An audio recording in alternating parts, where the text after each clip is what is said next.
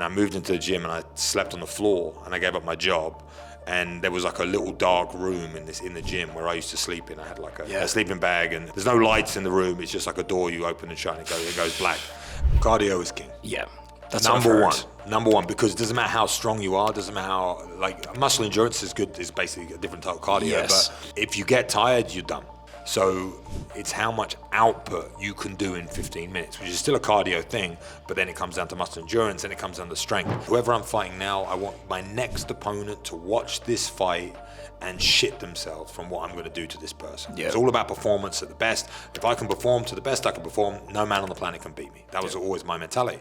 Guys, welcome back to The Game Plan, Marbella's #1 podcast. Something like that. Yeah. Today we have Luke Barnatt on the show. And now, Luke, the only sport I watch is UFC. It's the only one I follow. So I have some genuine questions to get into here, and I'm genuinely very excited for today. So first of all, how you doing? I'm very good, man, but I needed this coffee today. It's been, for some reason, you know what Spain's like, bro. Yeah. Spanish holiday, or the Spanish teachers are on strike or something like that. So my kids are off school, so I had to look after them this morning, and then I desperately need this coffee. Man, I'm dead after 2:00. Usually I have my podcasts at like 10 or 11, then after midday, I've got all this energy, then after 2:00, I need one of these. But so today we're going to touch on some really exciting topics, how you started out in fighting, went to the UFC, ended up in the world of entrepreneurship. But first thing I want to know is, when was the first time you got punched in the face? Wow, okay. Would have been at school. God knows how old I was. Let me think. Maybe I would have been in Chelmsford. So I'm from Islington in London. I was born in a place called Redbridge, actually, which is technically Essex, but in London. And I went to school there till I was about 10. Yeah. Then I moved to Essex, to Chelmsford, and I went to school called Boswell's School. And that's where I would have got punched in the face first. But I remember, it's a good story because I don't remember exactly if this was the first ever time. Maybe it was I got two brothers, so they probably hit me first. Okay, but yeah, definitely. This is the one I remember. There was a kid at school, I can't remember his name, but it was an English class, and I was walking away from English, and it was freezing cold, and I had my hands in my pockets like this, but in like coat pockets forward, holding onto my thumbs because I was a child, and that's how cold I was. And some kid ran at me from behind and then was yelling at me. So I turned around and he hit me, and I hit him back, and I broke my thumb because the classic grip. Yeah. But that was the first time that's the first time I can remember being punched in the face. Okay, nice. And what were you like in school as a young lad? Ooh, you have to ask the guys who went to school. No, I was an okay student. I wasn't like good, I would say. I was like the class clown, kind of, but not in.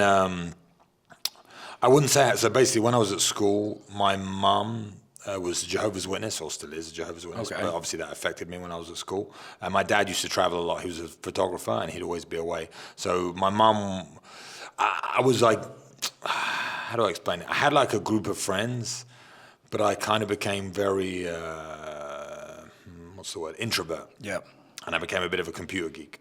I was a massive computer geek. Didn't see that one coming. No, yeah. So most people don't know this. It's quite interesting. So at school, I was bullied because I moved from London and I was like new to the school. So I was just the new kid. So it instantly got bullied. I was obviously tall and skinny. But then I was Jehovah's Witness as well. So when they found there was something to bully me on, that was the thing. I didn't get birthday presents, didn't get Christmas presents, whatever. So when I got bullied there, but I still managed to get a group of friends, like close friends. But even sometimes they would bully me because they would be with the guys, like at the school thing or whatever. So I wouldn't say it's an Irish and English thing. Yeah. It's slag each other off. Exactly. So I had friends and I had a good childhood and all that sort of stuff. I used to play basketball. But the main thing I did was play computer games. So I started by playing.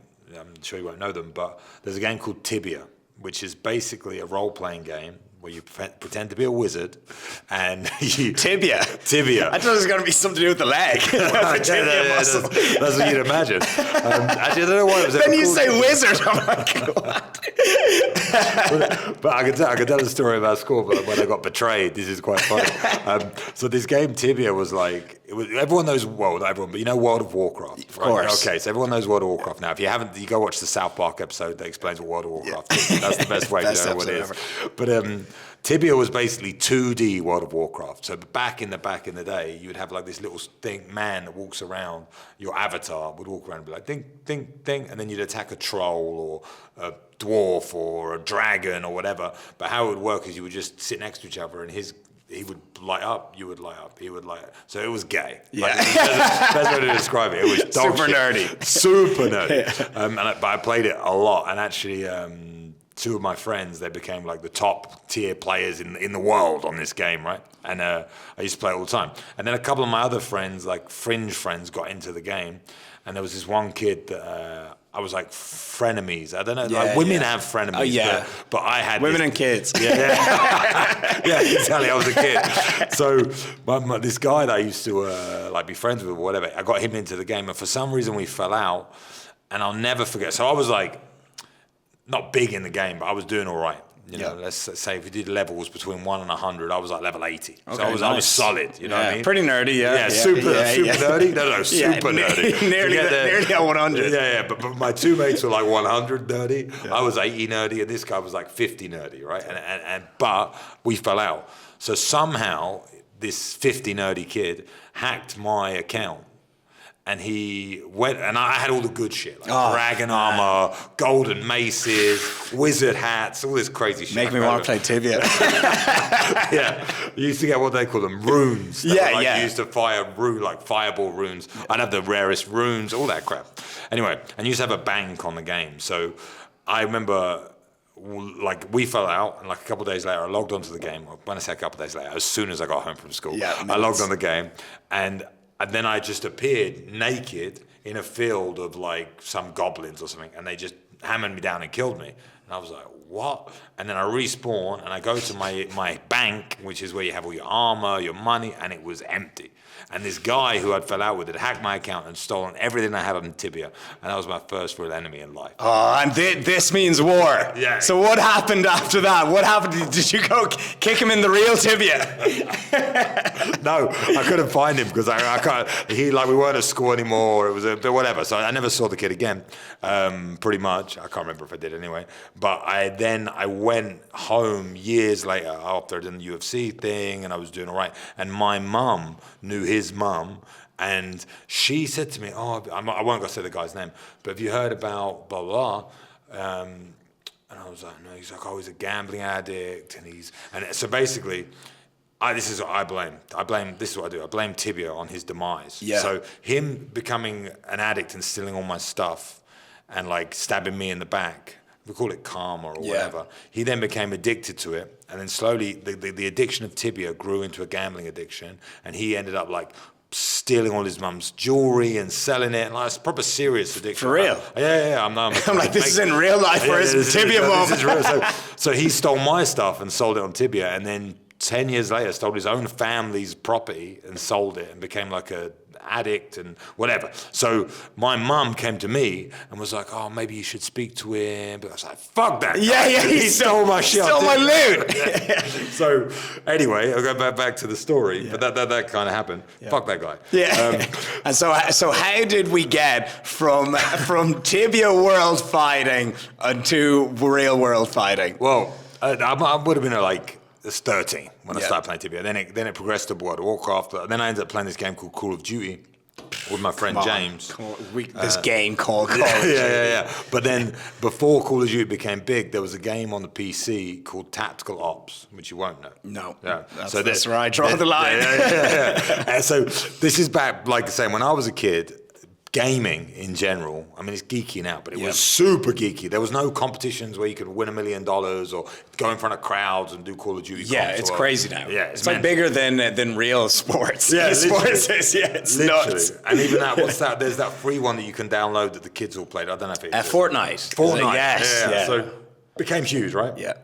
When I was playing, it wasn't that big, but there was a game called Counter-Strike, Yeah, I know that. Okay. I know that. Yeah. So gonna get geeky for a second. Go, please. Counter-Strike, basically the game I played was Tactical Ops, is the Unreal Tournament engine version of that game, which basically means that it's run on the Unreal Tournament servers and all that sort of stuff. So it's the same game. If you think of Counter-Strikes, it's pretty much the same game, different maps and slightly different gameplay, but it's Unreal Tournament style gameplay. If you ever played Unreal Tournament, which maybe you didn't. So me and my friend James became like the best 2v2 players in the world on this game. And are you exaggerating a little bit? No. There was rankings and everything. We were only up there for a few weeks, but we became the best 2v2. You have to play we played wars, they were called, every week or every 5 days or 4 days. We would have different games set up against different 2v2 teams that were trying to become the best in the world. Yeah. And we became the best in the world for 2 weeks.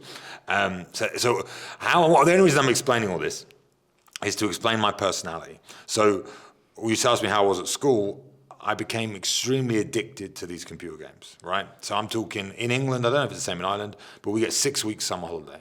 6 weeks? Yeah. And we get 3 months. Okay, well we only get 6 weeks. Yeah. So you give us a bit of freedom. You're on the European, they get 3 months as well. Yeah. Well, in England we got 6 weeks. 6 weeks summer holidays. Maybe it turned into 7 or whatever, but it's that 6 weeks. Those 6 weeks holidays from the age of 12 to 15, I didn't leave the house. I was just on the computer playing. And you have strategy meetings, all the, like I said, the nerdiest stuff you could think of. But I'm saying I got super, super addicted to that. And then I found basketball. So basketball was the first active thing I did with my actual body. Makes sense. Yeah, I was 6'6". Yeah. It was easy. There was me and one other kid. There was a whole team of us, obviously, but the other kid was Bradley Scanes. He's now actually the physio for, you'll know, the best F1 driver in the world, Verstappen. Oh, Verstappen, Max Verstappen. Yeah. He's Verstappen's physio now. So nice. I actually saw him in Monaco last year, and we were basketball play. We used to play for the team, but he was the best at school. And I was I'll call myself the second best. Maybe my school friends are going to watch and maybe disagree. They're going to call you out. There's going to be some comments on this. But I was just a giant, right? So I was 6'6". And there was a couple of other kids that were probably better than me. There's a kid called James Gibble, a good friend of mine. But so I would play basketball and I got addicted to that. And I became the basketball kid. So what I'm saying is I was the computer guy kid, computer kid, like Tibia, World of Warcraft, Tactical Ops, Call of Duty, whatever, addicted. Then I became the basketball kid. And I had all the gear, proper into it. I ended up playing for Essex, for Chelmsford and whatever. I played an okay level. Then I went to America on a cruise, with my family. Went to the big one. This makes me sound like I have money, but I don't. Yeah. The one big posh family holiday that we did, we went to Disney World, and then after that we did a cruise to the Caribbean. That was the only expensive holiday I ever went on. The big Barnatt trip of the year. Yeah, literally. No, of the decade. Well, before that we just camp and do all the normal crap. But so we did that, and from that trip, I played. So basically, on the cruise, I got two brothers. So on the cruise ship, there was a basketball, unlimited pizza, and unlimited Coke and whatever you want to do, all the drinks. So I was just right, I'm going to play basketball and eat pizza. For 1 week, my mum's we spent all this money to travel the Caribbean. Yeah. I wasn't even getting off the islands because I couldn't care less. You know no what I mean? Way. And the dinner time, they had a sit down. I don't know if you've done a cruise, but it was a posh sit down dinner. And my older brother would always go to that. And I was 16, 15. He was 18, 17, 18. Yeah. And I was what are you doing? We got free pizza. Yeah. And I can play basketball. What are you doing? Yeah. And then so I played basketball every single day with these American kids. And they whooped me. And I was 15, 16. They were 12. Yeah. And in that trip, I realized I'm never going to play professional basketball. I was deluded as a child, thinking, I'm going to play in the NBA. And all that. It's never going to happen. This kid was 5'10", smashing me. Okay. So the day before the end of the trip, I was down because this 12-year-old kid had smashed me a horse or whatever it was. Killing me all week. So I went, screw it. I'll go to dinner with my family last night. And I show up. And on cruises, you have to share a table with another family. I didn't realize. So it's my family, and on the other side of the family, and it's these two Americans, and they got 3 daughters, and they're all hot. Nice. So that's why my brother had been going to dinner every single night. That's it. He's putting in work with the daughters. he was putting in work. He didn't get nowhere, but he put in the work. Anyway, so that trip killed basketball for me. So I came back, and I was a bit lost, and I was just a bit disgruntled. I didn't want to play basketball anymore. And I started, I left school.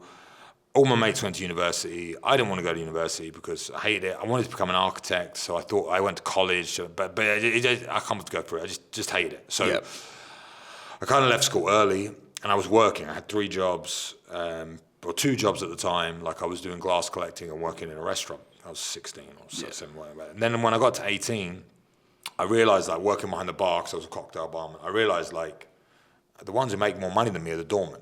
Okay. So it's like, you as a barman, you make like I can't remember numbers, like £7 an hour, £6 an hour, whatever it is.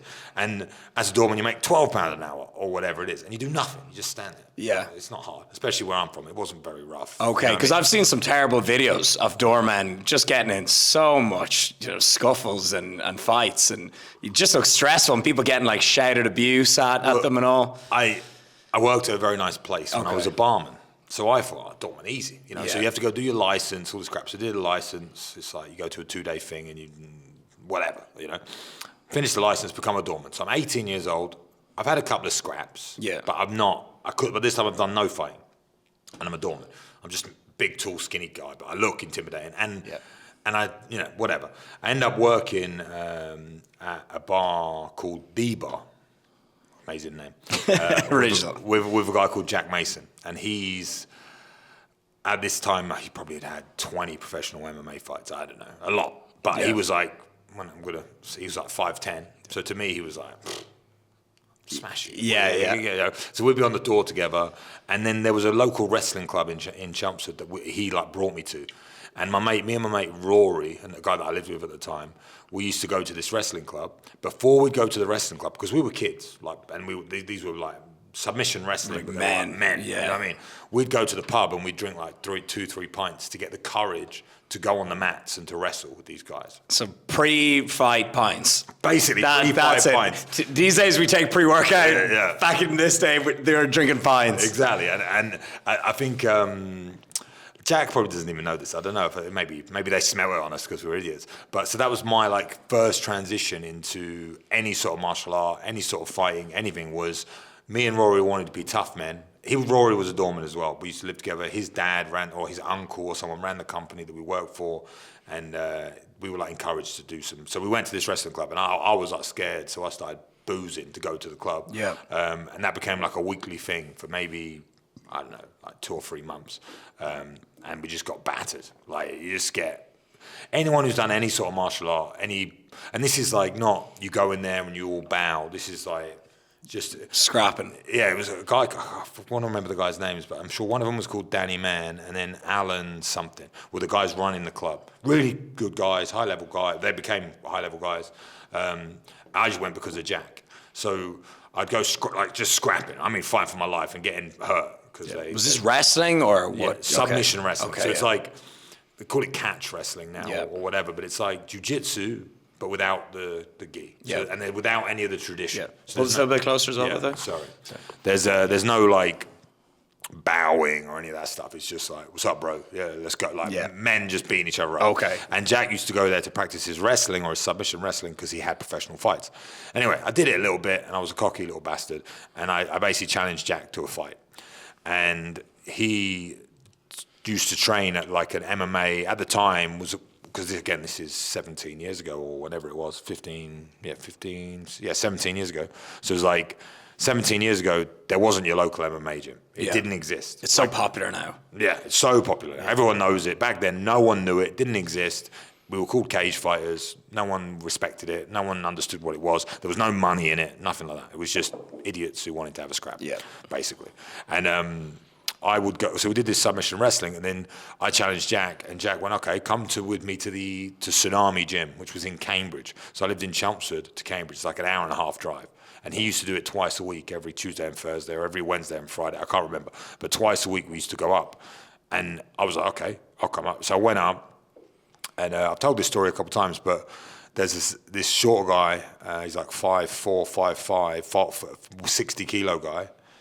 He used to fight featherweight, so 66 kilos, named Robbie Olivier, who was like the coach. And he was a black belt in judo and a brown belt in jiu-jitsu. I didn't know that at the time.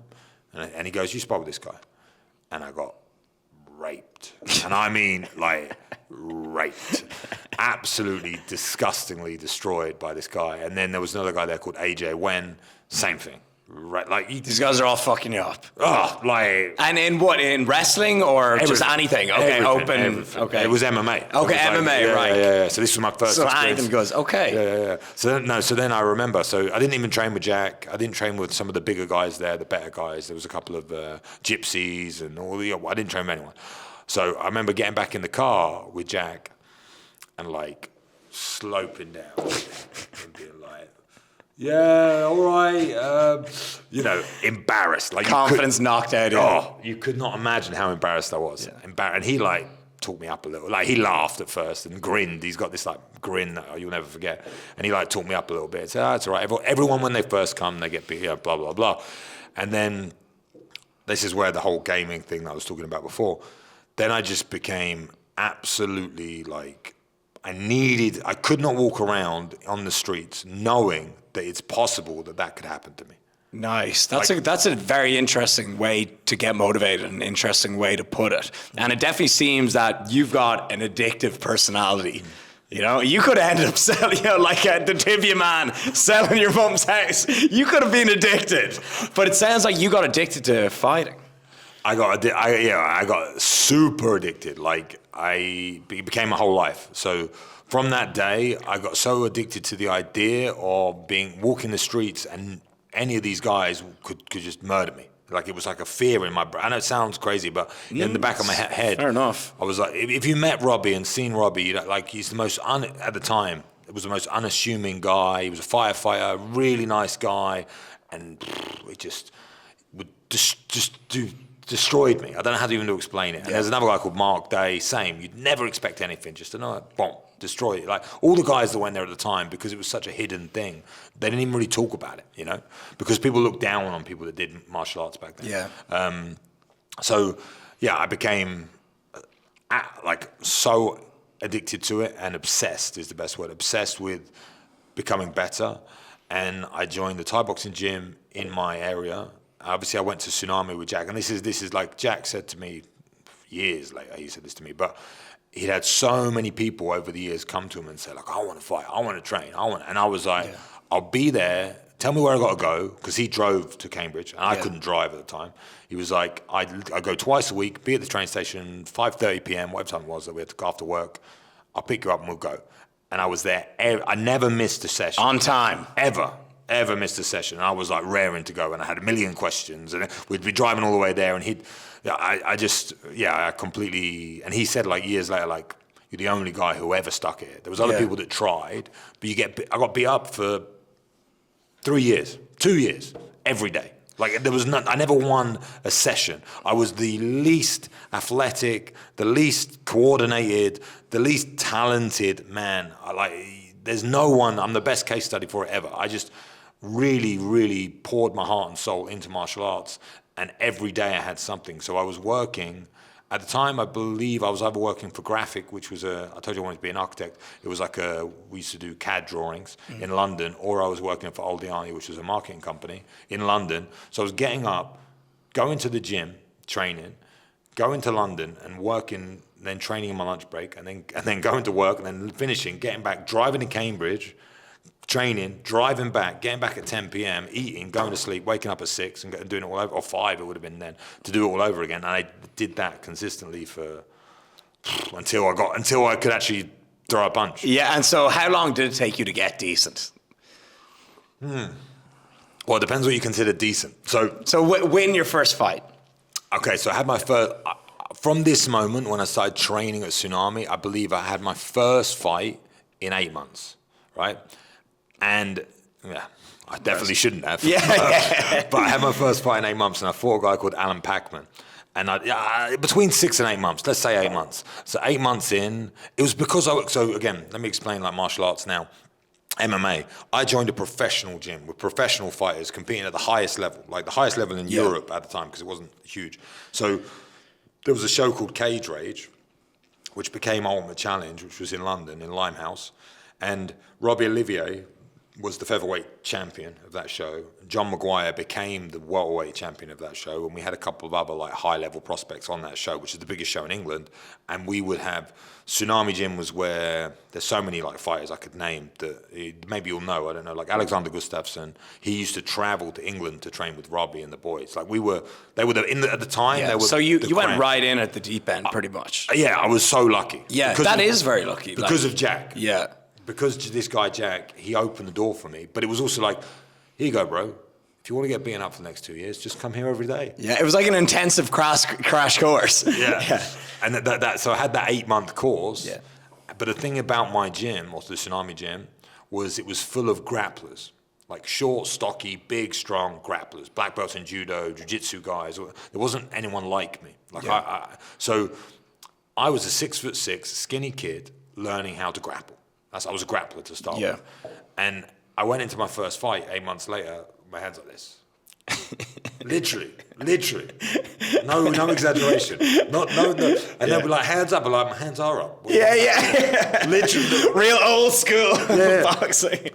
So I go into the fight. I didn't have a boxing coach. We just had grappling coaches. So the whole idea was take him down, whatever. But the guy I was fighting was like big, stocky guy. And he was just winging, like, winging and hitting me every time because my hands are here. Okay. And I was just standing there, So I got battered, absolutely bad. And in the first round, I got my jaw broken. I didn't know my jaw was broken, obviously. That's fine. If you didn't know. Yeah. That's cool. So again, this goes down to the mentality of cage fighting or MMA back then. I got hit a lot, and I mean a lot. Big shots, whatever. I'm brand new. I remember walking out to the fight like deer in headlights. I just remember watching the video back, and when they announce your name, like in the red corner, I was just like, yeah, like just absolute, like no emotion. Got to be one of the scariest things that you'll ever do in your life. Stepping into a ring with another man to fight. I think then I must have been. I had such a allegiance, or maybe not. That's the wrong word, but like connection with my team, and because my team believed in me, I don't think I felt as much fear as I was an idiot. Yeah. And I think the first time you do it, it's like try and put it into weightlifting terms. Like the first, that I'll get. Yeah, but the first time you do like a big heavy leg session, you're not like afraid of the result. But then when you can't walk for 3 days, the next time you do the leg session, you're like, I don't want to do this because I know. You know what's coming. Yeah. So it's like with the first fight, I wasn't afraid. I was just a bit retarded. Yeah, I was like deer in headlights, like confused. But I don't think I had any fear going in because I didn't know what to expect. Yes. So I had this fight, like I said, got battered in the first round, and I went back in between rounds, in between the first and the second round, and I said to my coach, Robbie, the short guy that beat me up the first time, I said, I think my jaw's broken. And he went, open your mouth. I opened. You just cracked a couple of teeth. You're fine, right? Keep your hands up, blah, blah, blah, whatever. I go out in the second round, and somehow, I have no idea. Honestly, to this day, I'd love to watch the fight back. I won by TKO or whatever. I won somehow. I think it was a TKO. And I won. I think the guy just got tired. With no exaggeration. I think he got tired, and I hit him with a big shot, and he went down, and I won. And I come back, and Robbie goes, well done, mate. Congratulations. We need to go to the hospital because you broke your jaw. So he lied to me in between rounds. He said that your teeth were broken, but really he knew I broke my jaw. Safety first. Yeah, exactly. But I was like, I'm not going to the hospital, bro. I just won my first fight, and I was like proper excited. And I remember going, I think I went to the bar where I used to work. Yeah. Because I probably got free drinks or something, you know what I mean? All comes around. Yeah. And I was drinking like rum and coke, and I said, booze will sort me out. And I remember waking up the next day. Fuck, it was headache from the hangover, and my face and jaw was a nightmare. So I had to go to hospital. Then I had surgery, or not surgery, but they plate in my jaw. The old Kanye West. But, yeah. But I had I remember I was such a nut, but I had a crack, but it was only one side of my jaw was broken, so it wasn't like a clean break. Yeah. Otherwise, I think it would have been. It was like one side. So they put a plate in. I'm sure it was on this side, and and then they like put wire in or something like that. They're like, you got to come back in, I can't remember, 6 weeks, and they'll take the wire out or something like that. I never went back. I took the wire out myself. Yeah, I'm not gonna go. You're a doctor as well as a UFC fighter. Yeah. So you're in getting surgery. You got the jaw wired up. Yeah, so my jaw was wired, and at this point in time, I hadn't told my parents that I was fighting at all. So the whole thing I said about going to Cambridge, being that my parents didn't know. I lived away from home, never told my mum, because my mum's Jehovah's Witness, hates violence. So it was a nightmare. So she didn't know anything about it. My dad didn't know anything about it. My cousins knew, but I told them because they come to watch my fights, but I told them not to tell anyone. And then, so when the question you asked was how long did it take you to get any good? So yeah, I won my first fight, but I wasn't very good. And no one was back then. This is the thing, like no one had, like we weren't learning the right things. So how it used to be was like you'd have a judo guy, a jiu-jitsu guy, a boxing guy, and they'd all like come together and try and work out, watch the UFC and be like, oh, he did that there, let's try it. And so you'd literally watch the fights, and then from watching the fights, you would try and replicate the techniques. It was like that back then. It's changed now and all that sort of stuff. But then I had another fight. Like, so then I got my wire chopped for Christmas, so I couldn't eat Christmas dinner. That's what I remember, like, because of I broke my jaw, and I just said I got in a street fight or something like that, you know, like, and that actually, good story about being on the doors. Don't know if I can tell this, but go on. I'm sure I can. Yeah, it's in the past. It's way in the past. Yeah. I'm sure it was this one. No, it was before my first fight. Maybe not. It was before one of my fights. I can't remember exactly. It was before one of my fights, and there was. Because like I told you, I was like a kid on the door, really. The place I worked was quite nice, but we did get trouble. Like I didn't realise, but we did get a lot of trouble at the time. And there was some like rugby lads in the bar being dickheads, typical. Yeah. And one of them was like playing with so he used to have like a mic, you know, like set up, and he was like playing with it. And I said, listen, bro, like bro, I know you're trying to be funny and it's all good and they're having a good time. Touch my radio again, I'm going to have to throw you out. Yeah. And they were like, you know, like thinking, and at this time I was whatever. So I went to, this guy touched my radio again because he thought he was funny. I grabbed him, as I was throwing him out, one of his mates hit me over the back of the head, and I went and turned around and looked at him, and he ran. But he hit me, and then I don't know why he ran. Must think he thought I was a hard bastard. At this time, trust me, I was not. Yeah, and that is ballsy hitting a 6'6" bouncer. But that's what I mean. So when he didn't knock me down, and I turned around, I think he was like, oh, and then he ran. So he runs all the way out, and I'm like in the shape of my life. It was before a fight, so I'm in the shape of my life, and I just chase after him. And Jack's screaming like, you don't need to go, what are you doing? And I was pissed because the guy like annoyed me because the whole group had annoyed me. So I ran all the way, and I never forget this. I ran like fast, and there used to be a roundabout. So you come out the bar, you run left, there was a roundabout here, and then there was another roundabout here. But this guy was a rugby player, so he was pretty good shape too. Yeah.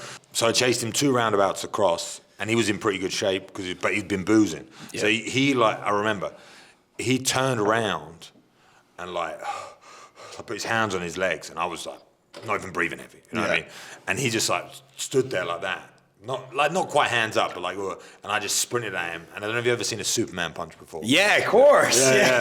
But I hit him with a Superman punch and knocked him clean out. And I mean clean. And he falls, but he was on the roundabout. So you got to imagine, he like fell, and his head kind of like hit the grass, and then he kind of rolled into the road.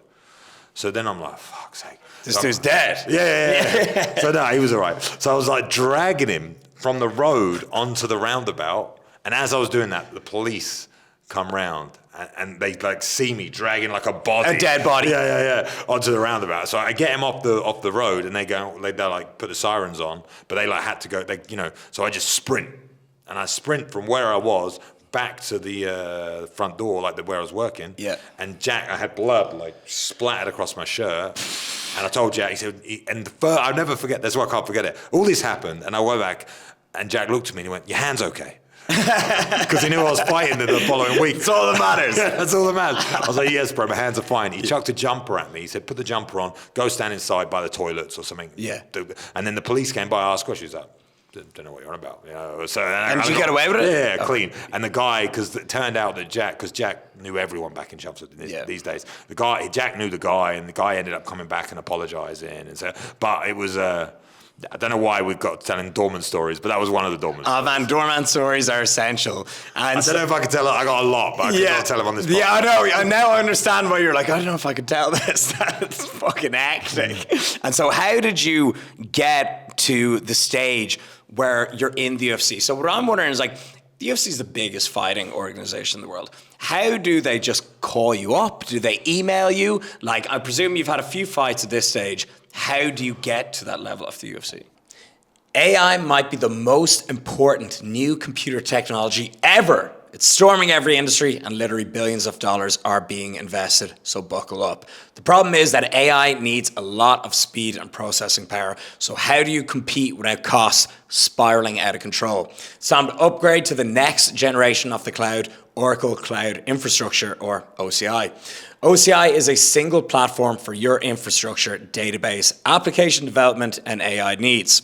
OCI has 4 to 8 times the bandwidth of other clouds, offers one consistent price instead of variable regional pricing, and of course, nobody does data better than Oracle. So now you can train your AI models at twice the speed and less than half the cost of other clouds. If you do want to do more and spend less, like Uber, 8x8, and Databricks Mosaic, take a free test drive of OCI at oracle.com/gameplan. That's oracle.com/gameplan.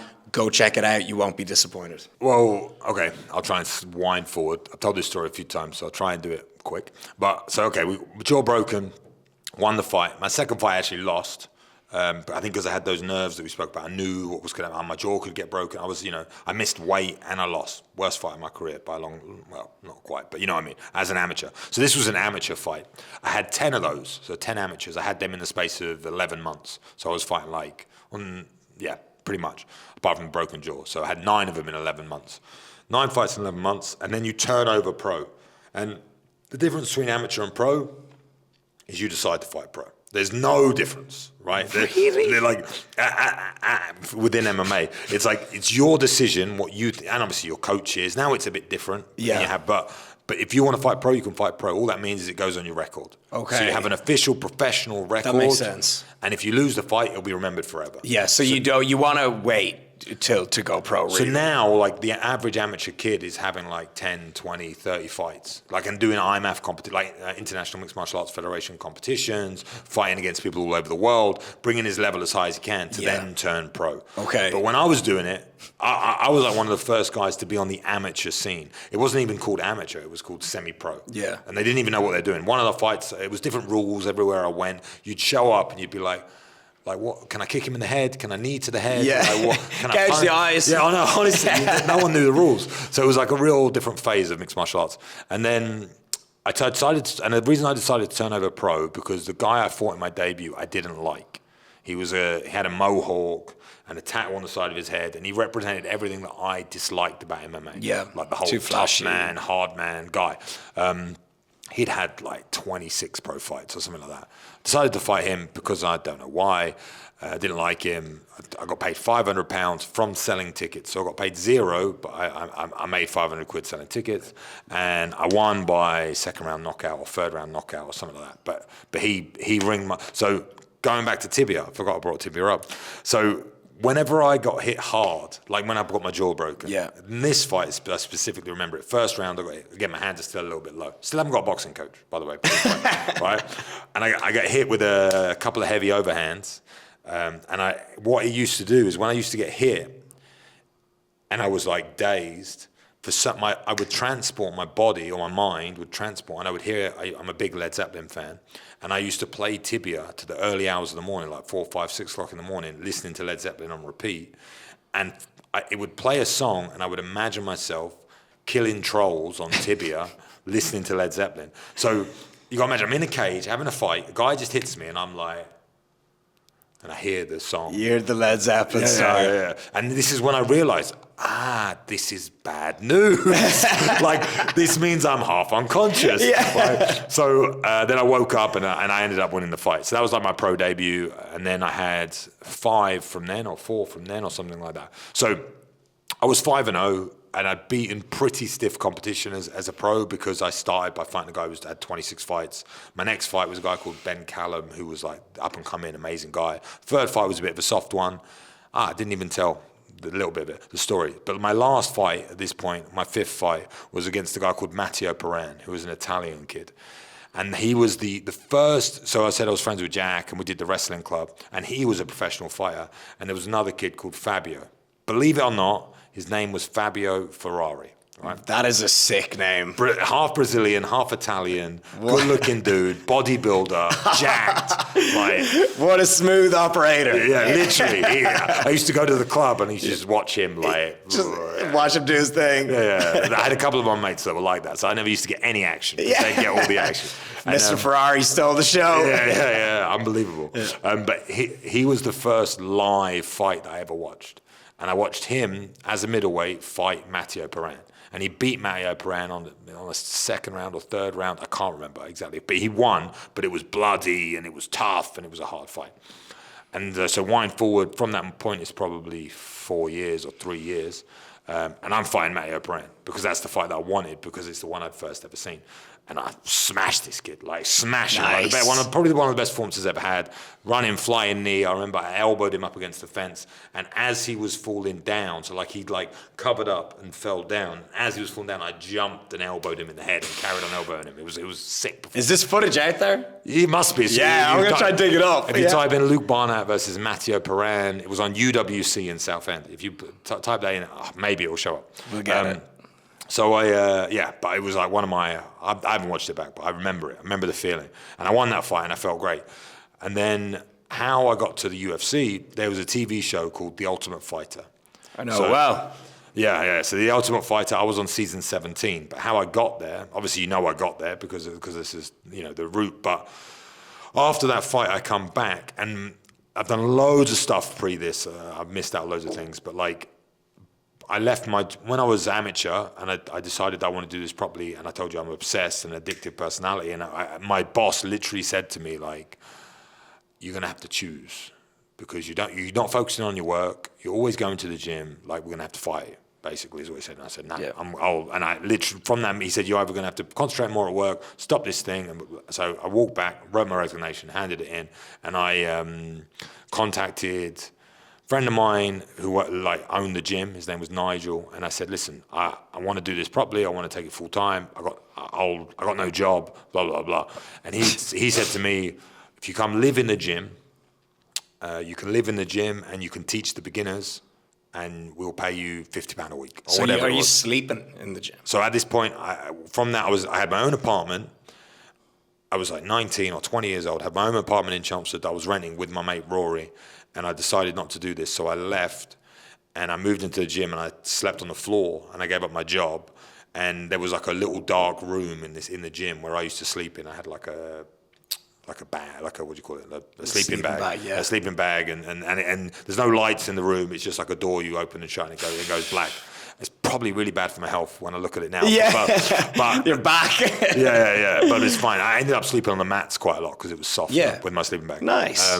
So I did that for about a year, 10 months, and like I said, I was making £50 a week, and I used to eat rotisserie chicken from Asda. You got Asda in Ireland? Yeah, something similar. So Asda, you'd have it's like a cheaper supermarket, right? Yeah. So I'd get rotisserie chicken and you get those microwavable rice. So I'd have a microwave, but I didn't have any cooking utensils, nothing like that. So I'd cut my chicken in half.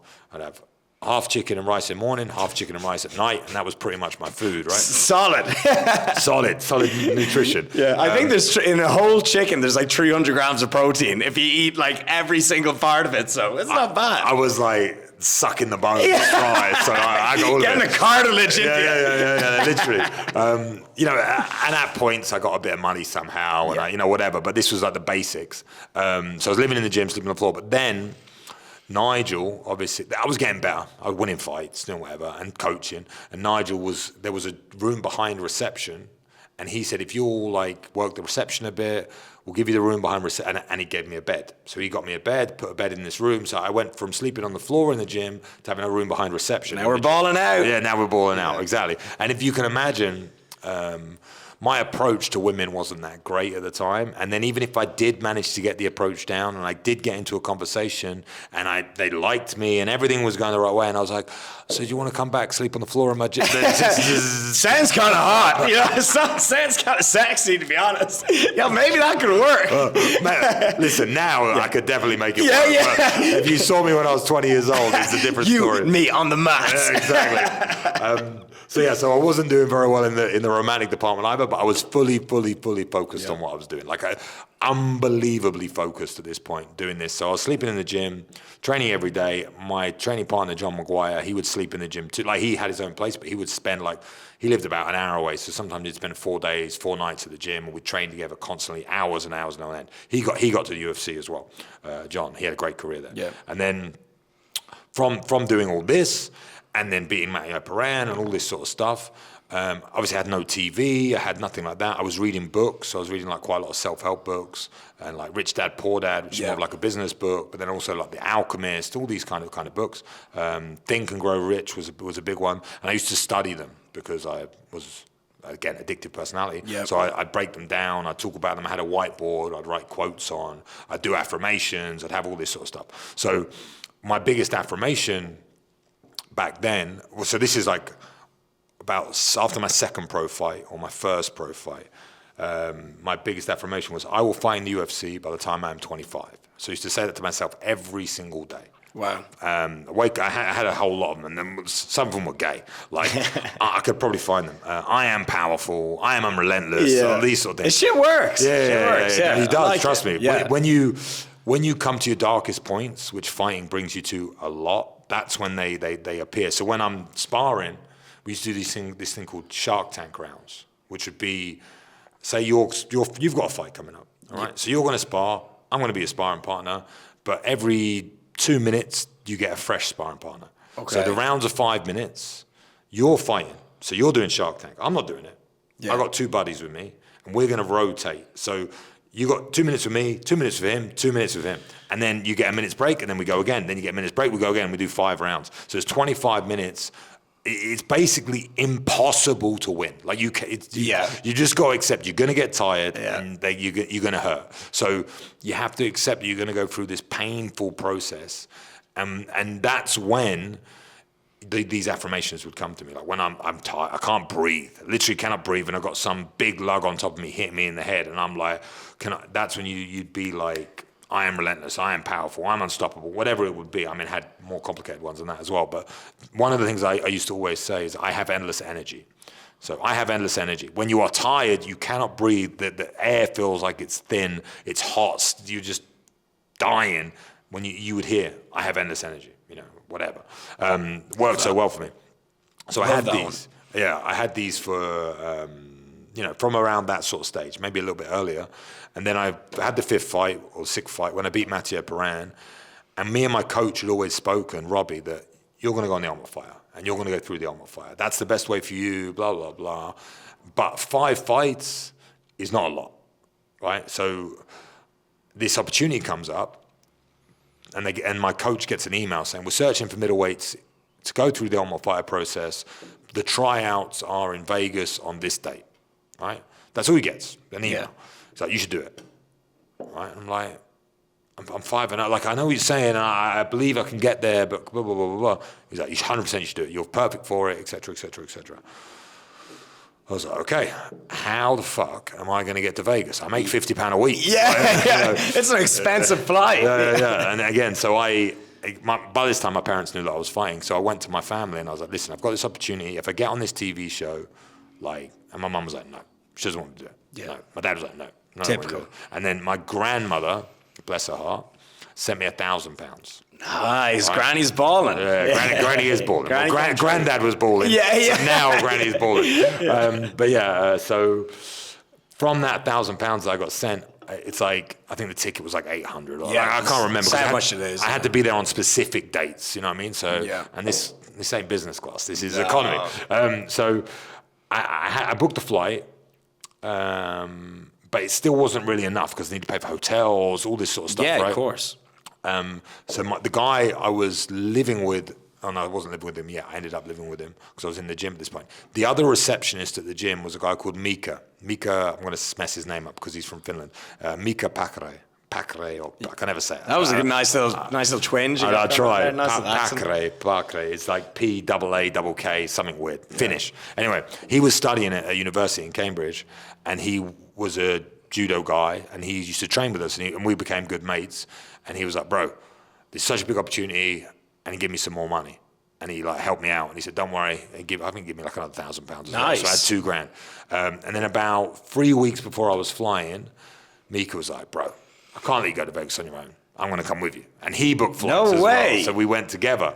So he basically paid for my flight is how I look at it. And I used my granny's money to like survive, to eat, to do whatever. I got some great stories about that. Maybe I can tell on the podcast. Yeah. And he flew with me to Vegas. So because of my gran and this guy, Mika, ended up going to Vegas. And when you do the tryouts for the Ultimate Fighter, it's a 3-stage process. So we show up. There was hundreds of people there. I don't know how many people were there, but there's hundreds. And all I've got is like a form that I've filled out. Yeah. I've got no management. I don't know nothing. You know what I mean? I just go to the thing. And I look around and I see people that I know, like other fighters that are way better. Yeah, you've like heard about them and stuff. Yeah. I mean, levels. I know their records. I know everything about them. And I'm just like, I'm 5-0. I'm a cocky little cunt, but whatever. And I was, obsessed. So the first round is you hit pads. So they have like a table of judges that sit there and judge you while you hit pads. It was like back in the day, you used to have Joe Silva, who was the matchmaker. So you have Sean Shelby, Joe Silva. Joe was the matchmaker for, I believe, welterweight and above, and Sean was the lighter weights. Sean's now the lighter weights and the women, I think. And now you've got a guy called Mick Maynard.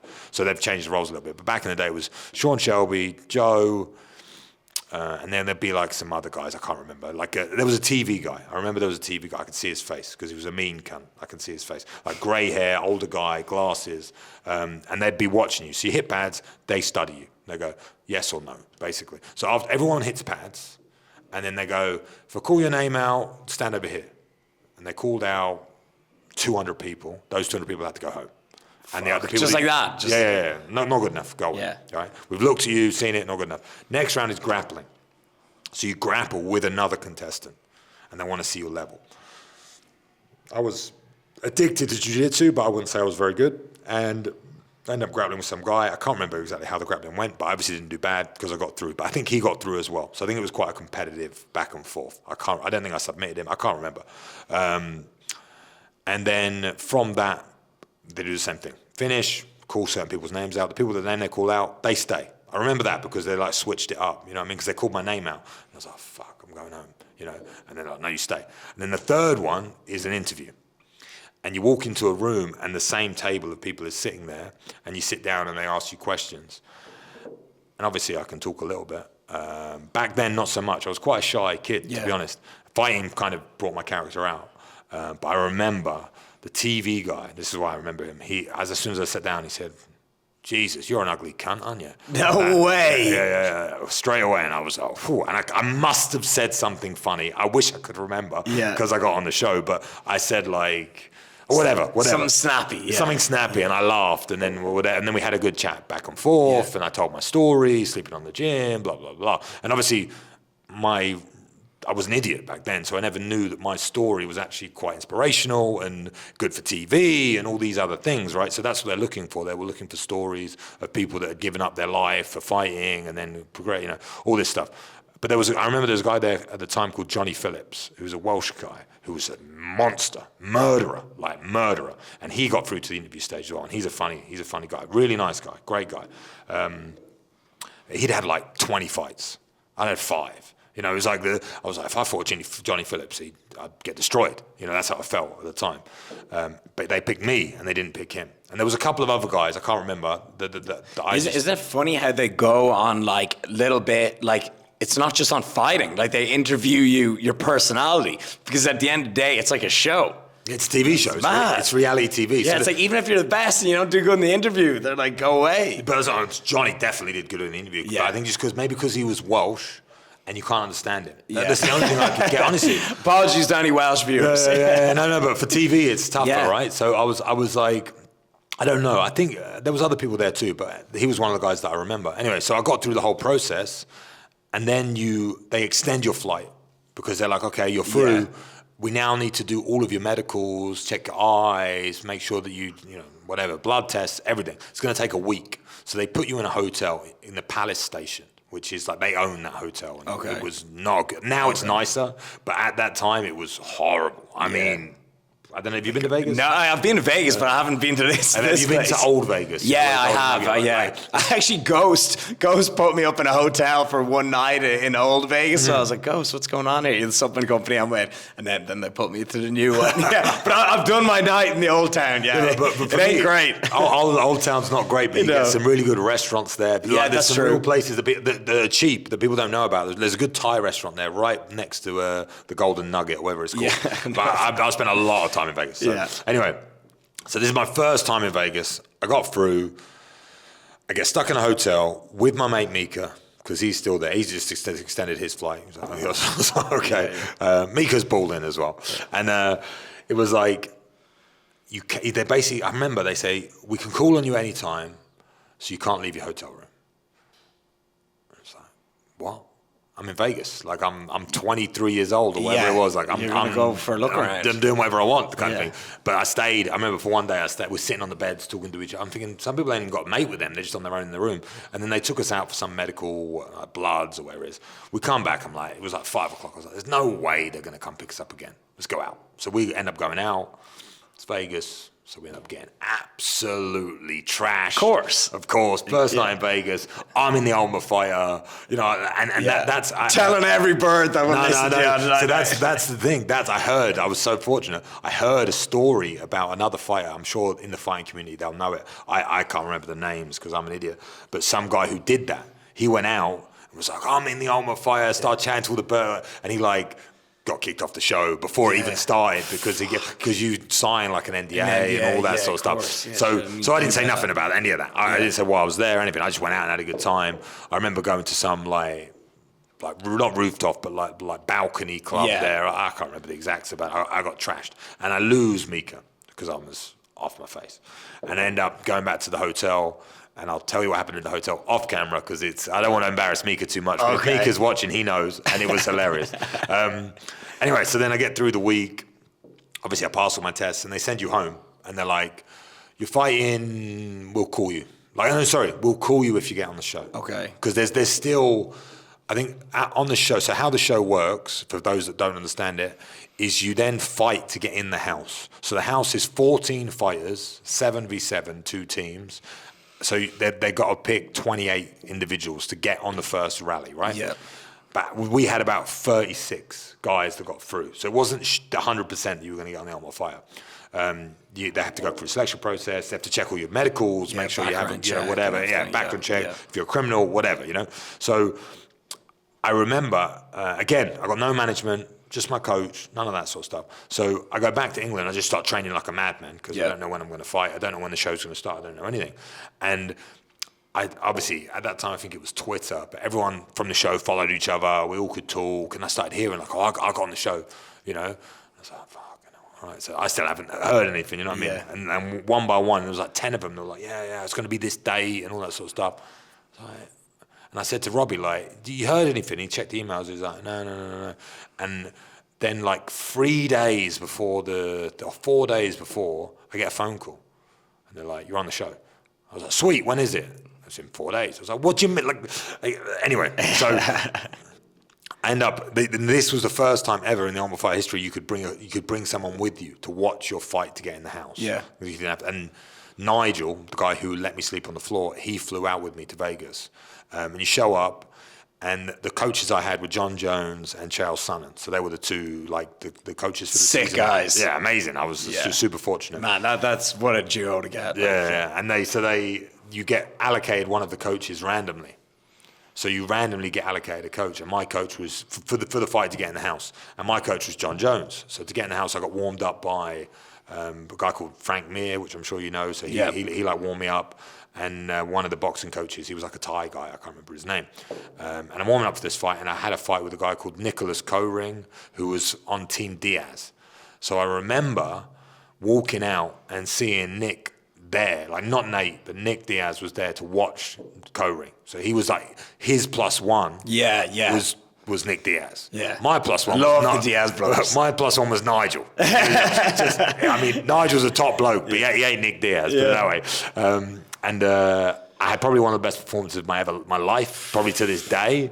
And that fight, you can't see it. I've not even seen it. You just see highlights on the episode. Yeah. I never got sent the full fight, but I smashed this kid. I mean, like, and again, my secret weapon, I mean, was my mind, but also cardio. I never got tired. I had endless energy. So I just pushed throughout the whole fight.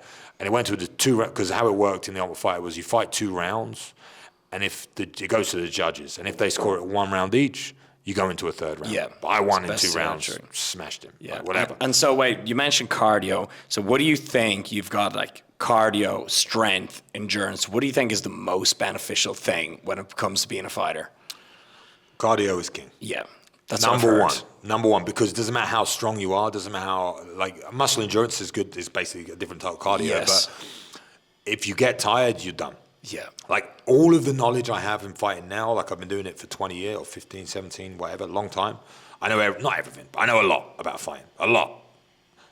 I'll gas in 2 minutes. Now, at my stage right now, and I'm useless. I'm literally useless. So if you get tired, you're useless. So I beat a lot of guys that were more athletic than me, that were stronger than me, that were faster than me.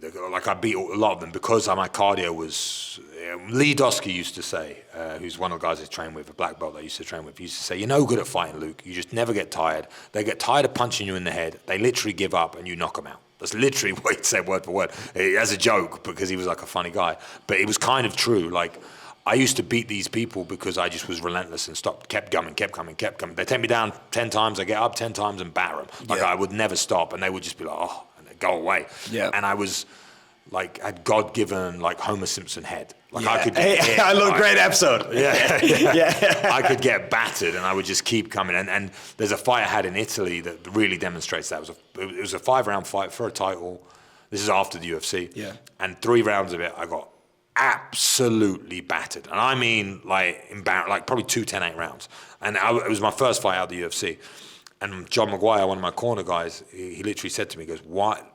Round 3 to 4, I've been battered for 3 rounds. And he walks in the cage, looks at me and goes, why are you fighting like a cunt? Well, I'll never forget. I was like, bro. He's like, you're fighting like a cunt. Take this guy down and finish the fight. Because I was like, whatever. I can't even remember. I was negative the whole time. Yeah. I just standoffish. couldn't switch on. 4th round, come out, I take him down, submit him in like under a minute. So if I'd have just done what John had told me to do from the beginning of the fight, I would have won the fight with no marks and it would have been sick. But anyway, cardio, for 100% is the most important thing because nothing else works without it. Yeah.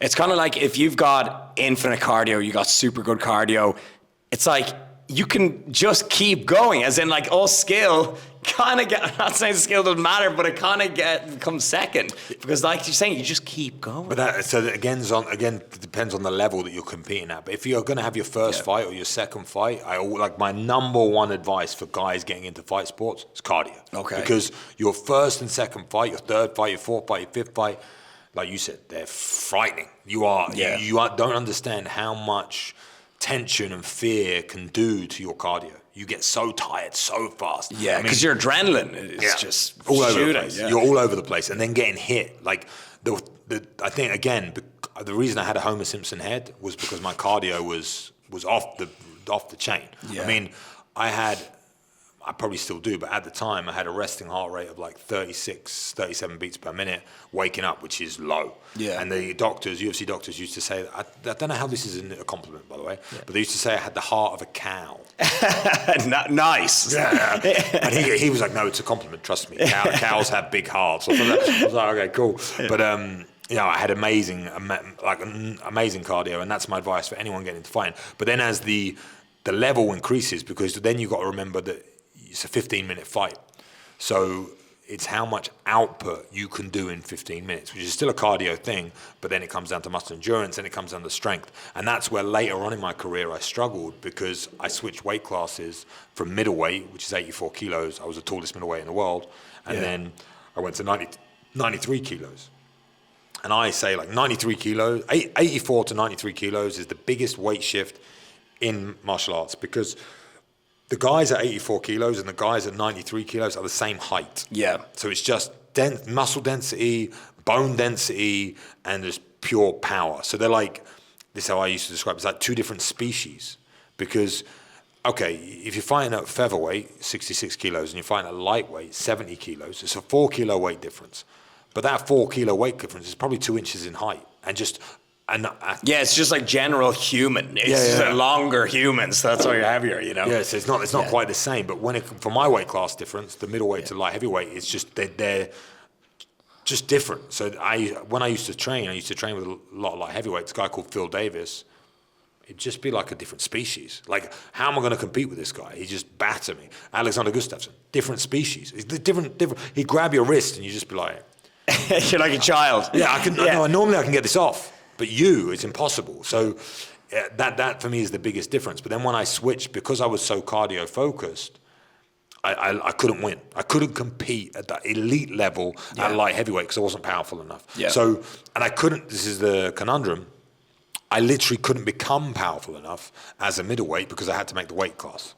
So my advice, like if I knew now, like again, if I go back 17 years, I would have started as a light heavyweight. Yeah. One, because they're worse in general. As you go up the weight classes, the skill level goes down. Yes, you've got the power difference, but that's it. But like a bantamweight or a featherweight knows more about martial arts than a light heavyweight because they have to get put in more situations and whatever. So I would have competed as a light heavyweight because then I would have grown into my body more. It would have been much healthier. I would have been much stronger, much physically. I would have had less injuries, less hydration to the brain and all that sort of stuff from cutting weight and everything else. What did you actually do when you're cutting weight? Because there's some insane protocols that fighters go through. And I think it's like there's a debate saying they should remove the weight cut, that fighters should just fight at their normal weight. What's your take on that? Like, because there's some fighters dropping 25 pounds. I was one of those. 27 pounds. I think the problem, I think Dana's touched on this a few times, but the problem with athletes at the elite level is they will do anything to win. To get an advantage. To get an advantage. Yeah, to win, to get an advantage. It's like, the rules are fair. You have to weigh in. For me, it was 84 kilos at this date, at this time. Yeah. After that, do whatever you want. True. So I can push myself up to whatever I'm willing to do. But if you say, okay, there's no weight class, no weight cut, and you're going to fight at 84 kilos and you're going to weigh in before you step in the cage, you'd have so many fights cancelled because the fighters would cheat. So they're going to cheat. It's going to happen. Yeah. Or I wouldn't maybe be able to make the weight, and my livelihood, the money I make to feed my family, is on the line. So I've got to be 84 kilos, and I'm 86. I'll cut 2 kilos in weight and fight directly. Yeah. So I'm going to weigh in and then fight, and then I'm really at danger of my brain because I'm fighting another human completely dehydrated. Yes. So I wish there was a way, and even in Asia, there's a thing called ONE FC. Yeah, I know. They do like hydration tests on their guys, and they have this whole new, like, I think they weigh in same day, or you can only cut so much weight. You have to, and you get tested from the moment you arrive at the hotel for your hydration levels. Whoa. So they really try and eliminate it, but people will still cheat. Yeah, whatever. But maybe that is a better way. I don't know because I've never been through that process. You have to speak to a ONE FC fighter, but the hydration tests maybe work. But for me, I used to cut a lot of weight, like a lot. I'm 6'6". I used to fight at 84 kilos, 185 pounds for the people that do pounds. Is like, I would weigh on back in the day. I mean, now I'm way up. I'm like 110 kilos at the moment. Nice. Pure muscle. Of course. So back in the day, I'd be like, in pounds, I'd be like 210 maybe, you know. I actually, on The Ultimate Fighter, we're talking about it, on that series, there was 4 fighters, I remember. They used to call it the 210 Club. And it would be, because we all had to make weight all the time. And in between weight cuts, we'd all look at each other's weights and that sort of stuff. And anyone over 210 pounds would get on the scale, and they were part of like the big boy club. Yeah, you know what I mean? The heavy weights. And maybe the guys would see it. There was a guy called Clint Hester, Bubba McDaniel. Who else was in the 210 Club? I can't remember. There was one more guy, and then me. But at that time, when I did the weigh-in and they did this whole thing, I wasn't 210. I put a bottle of water in my pocket to be 210.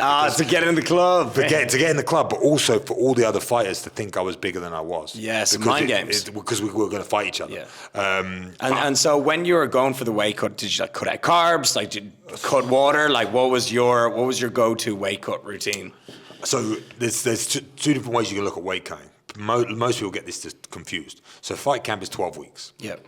So at the start of a fight camp, 12 weeks out, you would be X weight or whatever, and you would diet, and you would watch your carb intake. A lot of people doing intermittent fasting. Like there's loads of ways you could do it. You do like a high fats diet, you know, and then you try and get as lean as possible, but maintain top level performance. Yes. So you need a lot of carbs. You need to eat. You need to feel good. For me, the point where I'd start to feel like elite, like a really, really top level fighter, was about around 95, 96 kilos, like naturally. So I was 96 kilos walking around, but that's when I felt like great. Yeah. If I was that was like your optimal weight. Yeah, optimal weight. If I was out of training, I'd go up to like 101, 102, but like fat, eating junk, you know? So you cut out all the junk, you go on a strict diet, you do, you know, an optimal fight camp now is considered to be 8 weeks. It used to be 12, but I think now people take it more seriously all year round. So that 8-week camp you do, 7 of those weeks you're on like a strict diet, and you drop little by little by little. I'm sure for bodybuilding shows it's like... Yeah, it's similar. You know, you just stick to a deficit, you hit your protein intake, and the goal is to preserve as much muscle while getting to as low body fat as possible. And then you do... So some people are against, you know, manipulating water intake to look dry, but you drink loads of water like Monday to Thursday, then Friday you pretty much like cut it out, then maybe you compete Saturday and you just sip water on the day. So you do like a huge water intake and then you cut it. But some people think like, you know, you're really kind of just messing around with things and it doesn't make that much of a difference. But in terms of weight, you know, then it definitely does. For a fighter, it definitely does. But in terms of appearance, some people can say it actually makes you look worse from a bodybuilding standpoint. Like some people say you can look flat. Yeah, you need to look fuller. Yeah, exactly. Yeah. So there's a little debate on that. It'll be interesting because I'll explain the method for an MMA, or my method. So my method started on the Ultimate Fighter, how I got good at it. Before the Ultimate Fighter, I was still good at it, but it was all about being tough. So before the Ultimate Fighter, there was like, again, this is, Ultimate Fighter now was 11 years ago, I think. So let's say 12 years ago, there wasn't so many people doing such big weight cuts. They'd all come from America. They'd all be wrestlers. They all had their own... So there'd be like whispers about how to cut weight, right? And then people got into it, really into it. And I was one of those people. And the way I used to cut weight originally, not before I learned my method, the way I used to cut weight originally was just in a sauna. So I would dehydrate my body. So we would do the water loading, which is what you're saying, like you would drink a lot of water. So I'll explain it. The water loading process, what we normally do that leading up to the fight.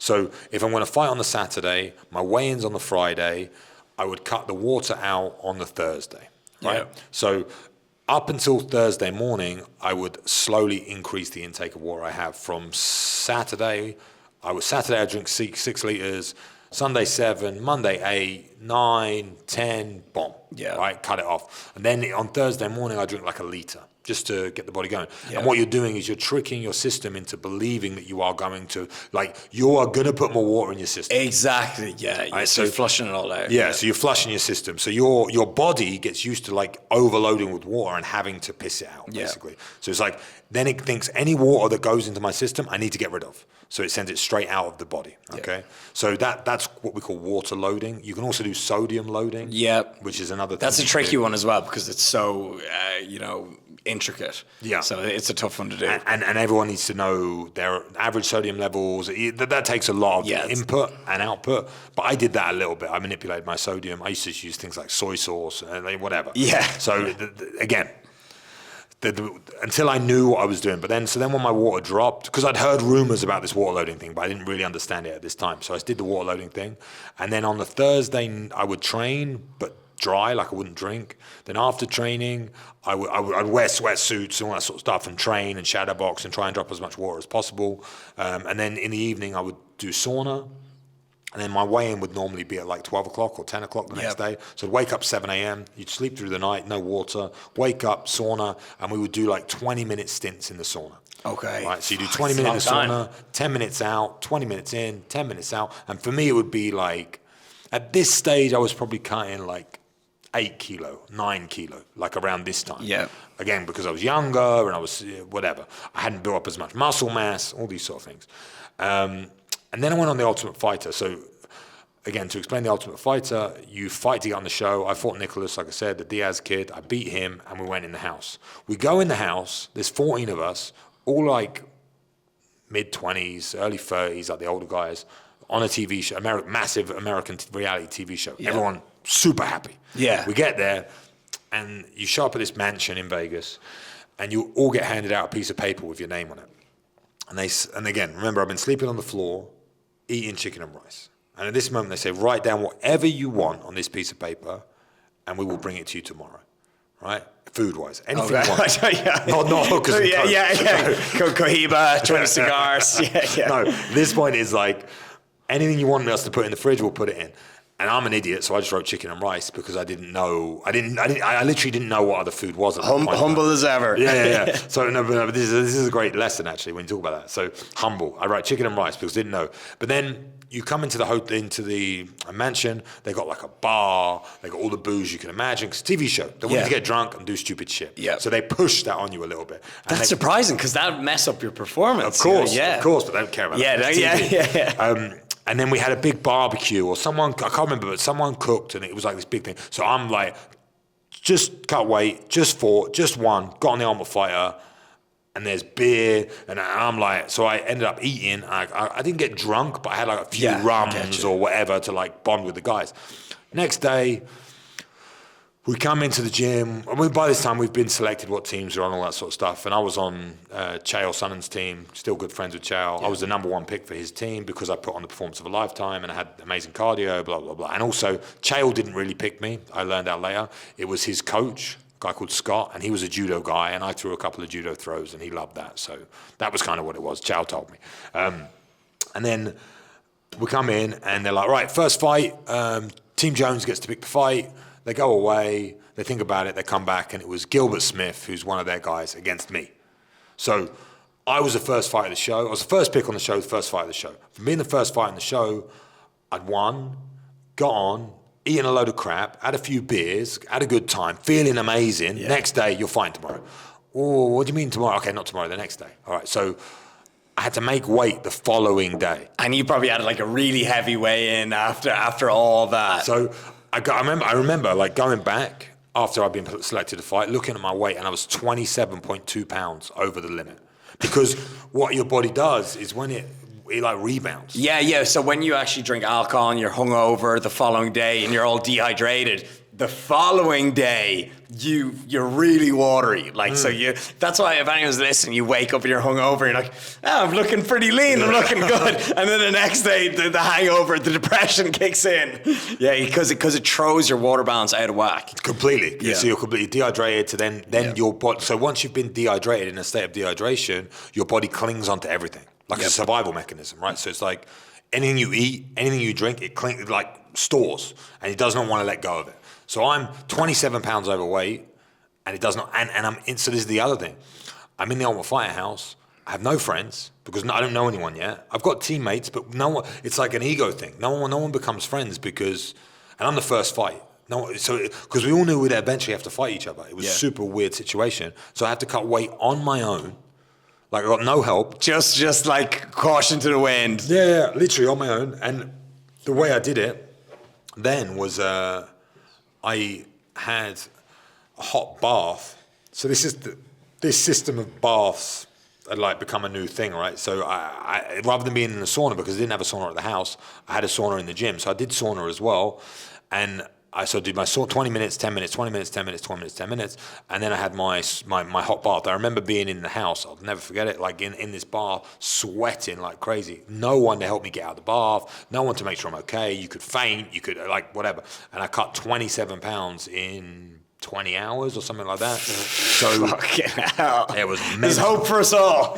Yeah. And then we do the weigh-ins and everything's okay. So from that, anyway, on that process, one of Chael's mates is a guy called Mike Dolce, who became the Dolce diet, and he specialized in weight cutting for a little while. He competed on the Ultimate Fighter as well. He had a lot of knowledge about combat sports, and he'd really looked into it. He wasn't qualified as a nutritionist. But he'd first-hand experience done it, you know? Yep. And his whole thing is about eating whole foods And he's not so much about counting calories, but making calories count. I think that's one of his phrases or whatever. But he's specialized in cutting weight. And from then on that series, I worked with him for my next 2 or 3 fights.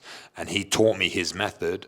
And his method included, I mean, it's all common knowledge now, but back then it was like secret. Yeah, I know my doctor's method. Don't tell anyone. Yeah, back then, like, you didn't even have like a YouTube video. You didn't have podcasts, really. None of that. Yeah. So it was real like golden information. And I became this like weight cutting guru, you know, like I was like the king because I had extreme mental fortitude from having to do the weight cuts in the sauna on my own, be a big guy and cut the weight. So I was like, again, I'm a psycho, but I was like, I would prefer to die cutting weight than not make weight. That was like my mentality, right?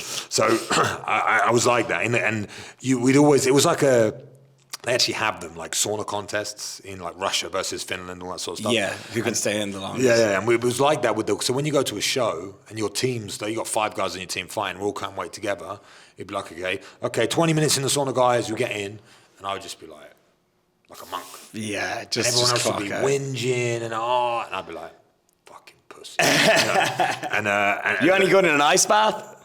So I got a good story about that from the old fire as well. Pretty similar to what I just said. I'm much better with hot than I am cold. Okay. Ice baths, I'm okay, but cold showers can suck a dick. Okay. I'm not doing I think they're harder to do. I think they're because the water's always moving on you. The ice bath, you kind of get a little bit of zen. I hate cold showers as well. Again, this is 11 years ago on the Old Fire. Everyone was doing ice baths. So this was a brand new thing. Now everyone's doing it. Wim Hof, so all that stuff. It's crazy. And I spoke about this on a recent podcast, but there was Team Chael, for some reason, we decided to do ice baths. And I think it was the UFC had like 2 set up or something. Make good content, I guess. And there was a guy on the team called Uriah Hall. Yeah, I know, no, that's Uriah Faber. Faber's the short guy with long hair. Hall is the Jamaican guy, black guy who did the spinning knockout kick. Oh, yeah. Man. I think he's still in the UFC now. Super talented guy. That spinning kick was kind of recent, I think. Yeah. No, that was on the Ultimate Fighter. Oh, okay. The knockout, So my first fight against Gilbert Smith on the Ultimate Fighter, I knock him out with a jump-in knee. It's like a jumping. It was more like a galloping because I'm a giant, and he like shot into it, and I knocked him out. And for getting the knockout of the season, I think you used to get 25 grand. So getting like a jumping knee knockout, I was like, sorted. Yeah, give me that 25 Gs. Yeah, give me 25 Gs, please. And then the next fight was Uriah Hall against Adam Sellos. I can't remember his second name, Adam, and he did that spinning kick. I was like, fuck, there's like everyone's like, woo, and I'm just like, you're just watching that 25K go. Disappear. Yeah. Anyway, so Uriah the guy did the spinning kick. Uriah, he got the 25 grand knockout. I think he got the best knockout in the Ultimate Fighter history. Like still. Yeah. We were all set up. There was another guy called Kevin. I can't remember his second name. It's really annoying me. But Kevin was like a gangster. You know, like a proper older guy, bit of a G.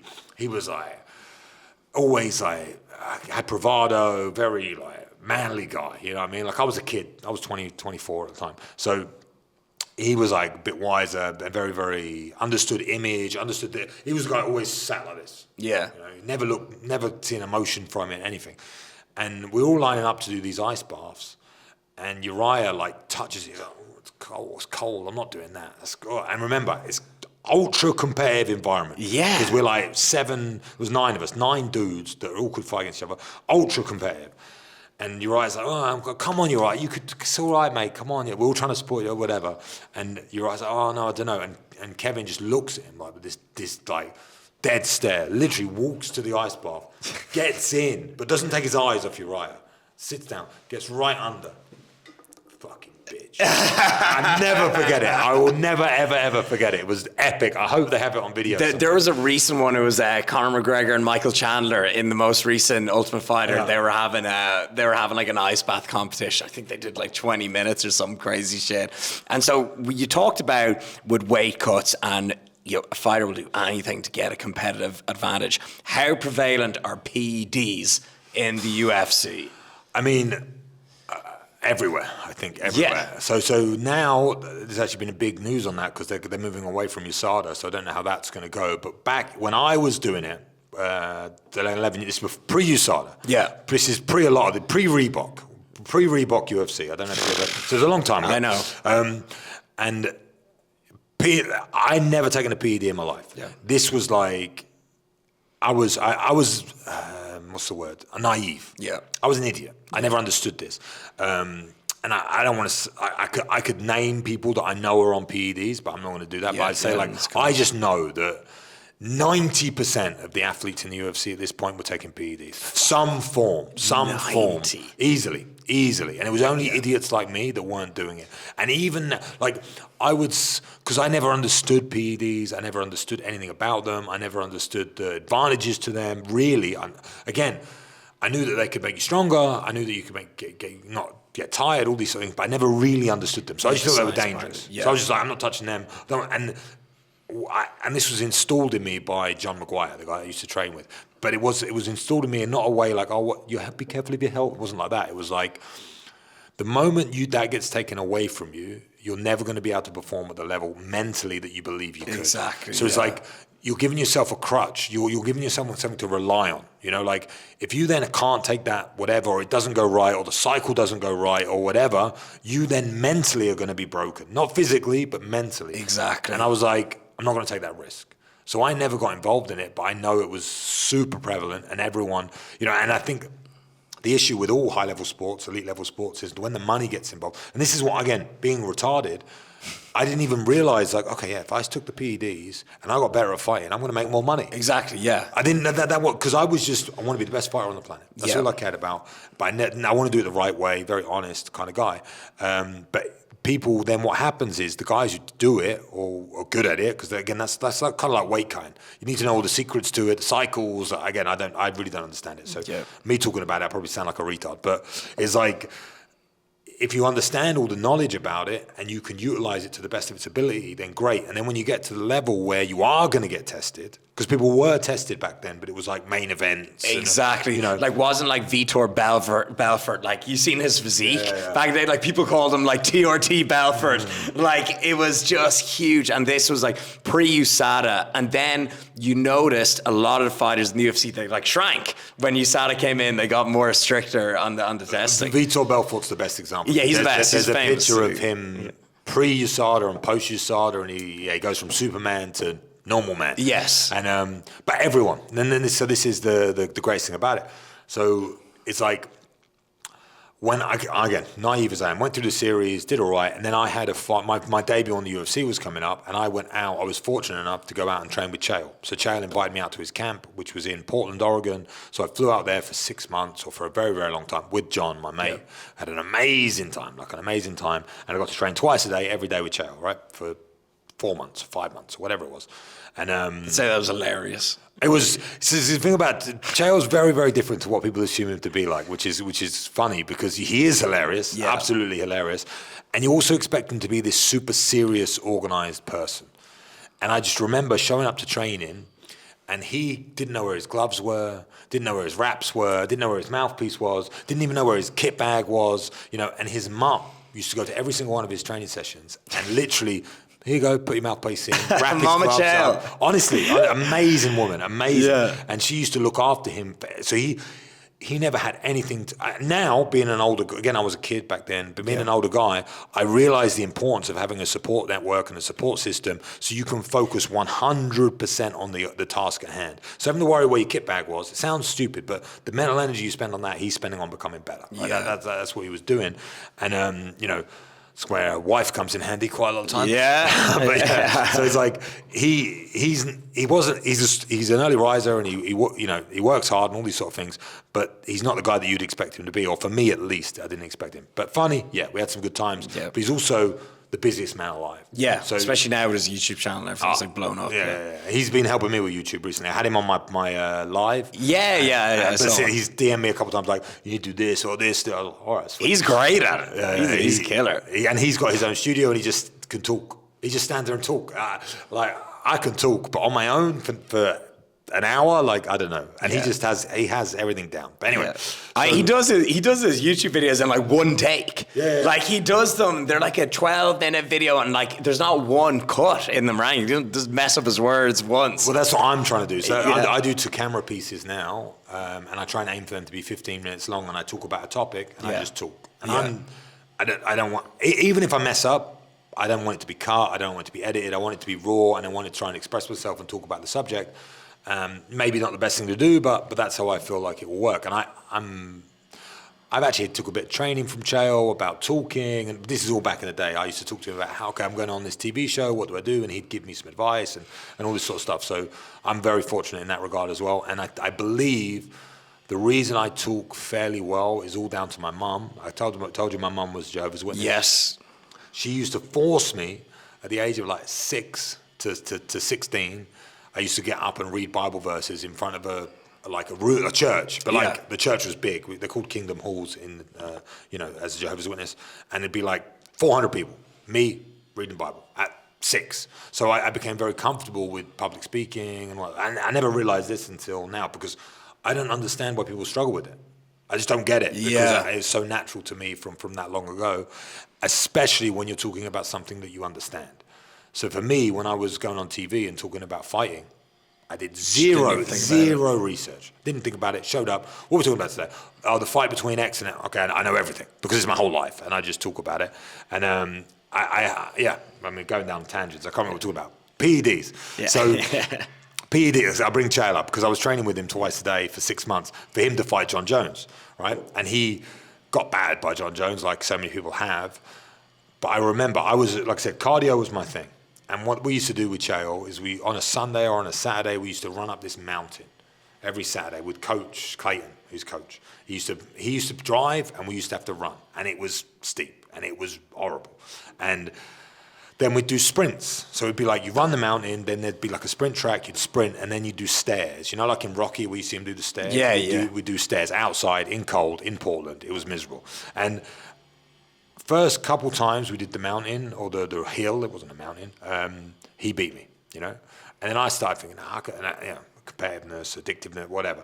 And I started winning this hill.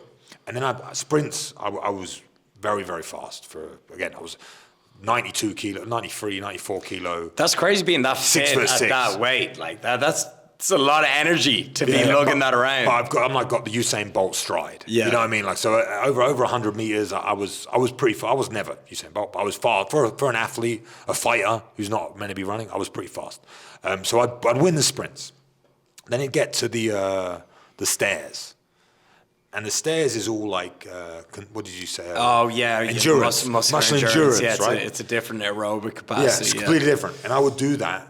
And Chael would literally laugh at me as he's kept running up at me, going, "Oh, you started yet, bro?" Like taking the piss at me. Yeah. And I'd be like, how is this? And then we sparred, and there was this one exercise Clayton used to make us do, which was punching the punch bag. Super basic, 30 seconds on, 30 seconds off, for 5 minutes, minute rest, repeat. And you would just punch straight punches as fast as you can for 30 seconds. Then you can't touch, you have to hold your hands up and do it again. Brutal. It's brutal. It's so easy, but it is brutal. Trust me, it's brutal. Yeah, man, combat sports training is the hardest shit you can ever do. So I do this with Chael. So me and Chael, he'd be on one side of the bag, I'd be on the other side of the bag, and I'd be punching, and then my hands would be up. Then he'd be punching, and I'd be whatever. Again, it's muscle endurance in the shoulders. Yeah. Same thing. And he would laugh at me and make jokes. And I was naive, 24 years old, thinking this guy's fighting John Jones. He's an elite athlete. He's blah, blah, blah, blah, blah. Like 3 years later, it comes out that he was on every PED. Him and John Jones. Yeah, he was taking the, what was the one that helps your muscle endurance? Oh, EPO. EPO. So he was on, so I haven't never spoke to him about it, actually. I should bring, because I'm not being face-to-face with get him. him on. I'd be like, bro, you were insulting me. Literally making jokes about me as I was running upstairs, and you're on EPO running upstairs. Yeah, prick. But no, it was super, super inspiring. But it's just, again, when it came to the PEDs, I didn't know anything about it. Yeah. I just knew nothing. But then you started to come in, cleaned it up to an extent. But as you're making the money, you mentioned John Jones, it's like, if there's millions of dollars on the line, well, who's the famous cyclist that did it? Oh, Lance Armstrong. That's the most famous case. Yeah, for that. So Armstrong, whatever. If you've got the money to facilitate the doctors know more about it than you saw. Like they're always one step ahead. Exactly. Yeah, it's like their protocols are ahead of the testing protocols, and the testing protocols are trying to catch up on the doctors. That's it. Yeah, it's like crime and the police. They're trying to catch them. So So I believe even now in the USADA day and age, there's definitely people doing it. I don't know who, but there definitely is people doing it. Yeah, there was one fight, and Israel Adesanya turned up and he had gyno. Yeah. Like he had fully developed gyno breast tissue, which is usually, from an imbalance of testosterone and estrogen. I don't know what happened there, but he full on just had gyno. And like he tried to say it was from like smoking weed or something.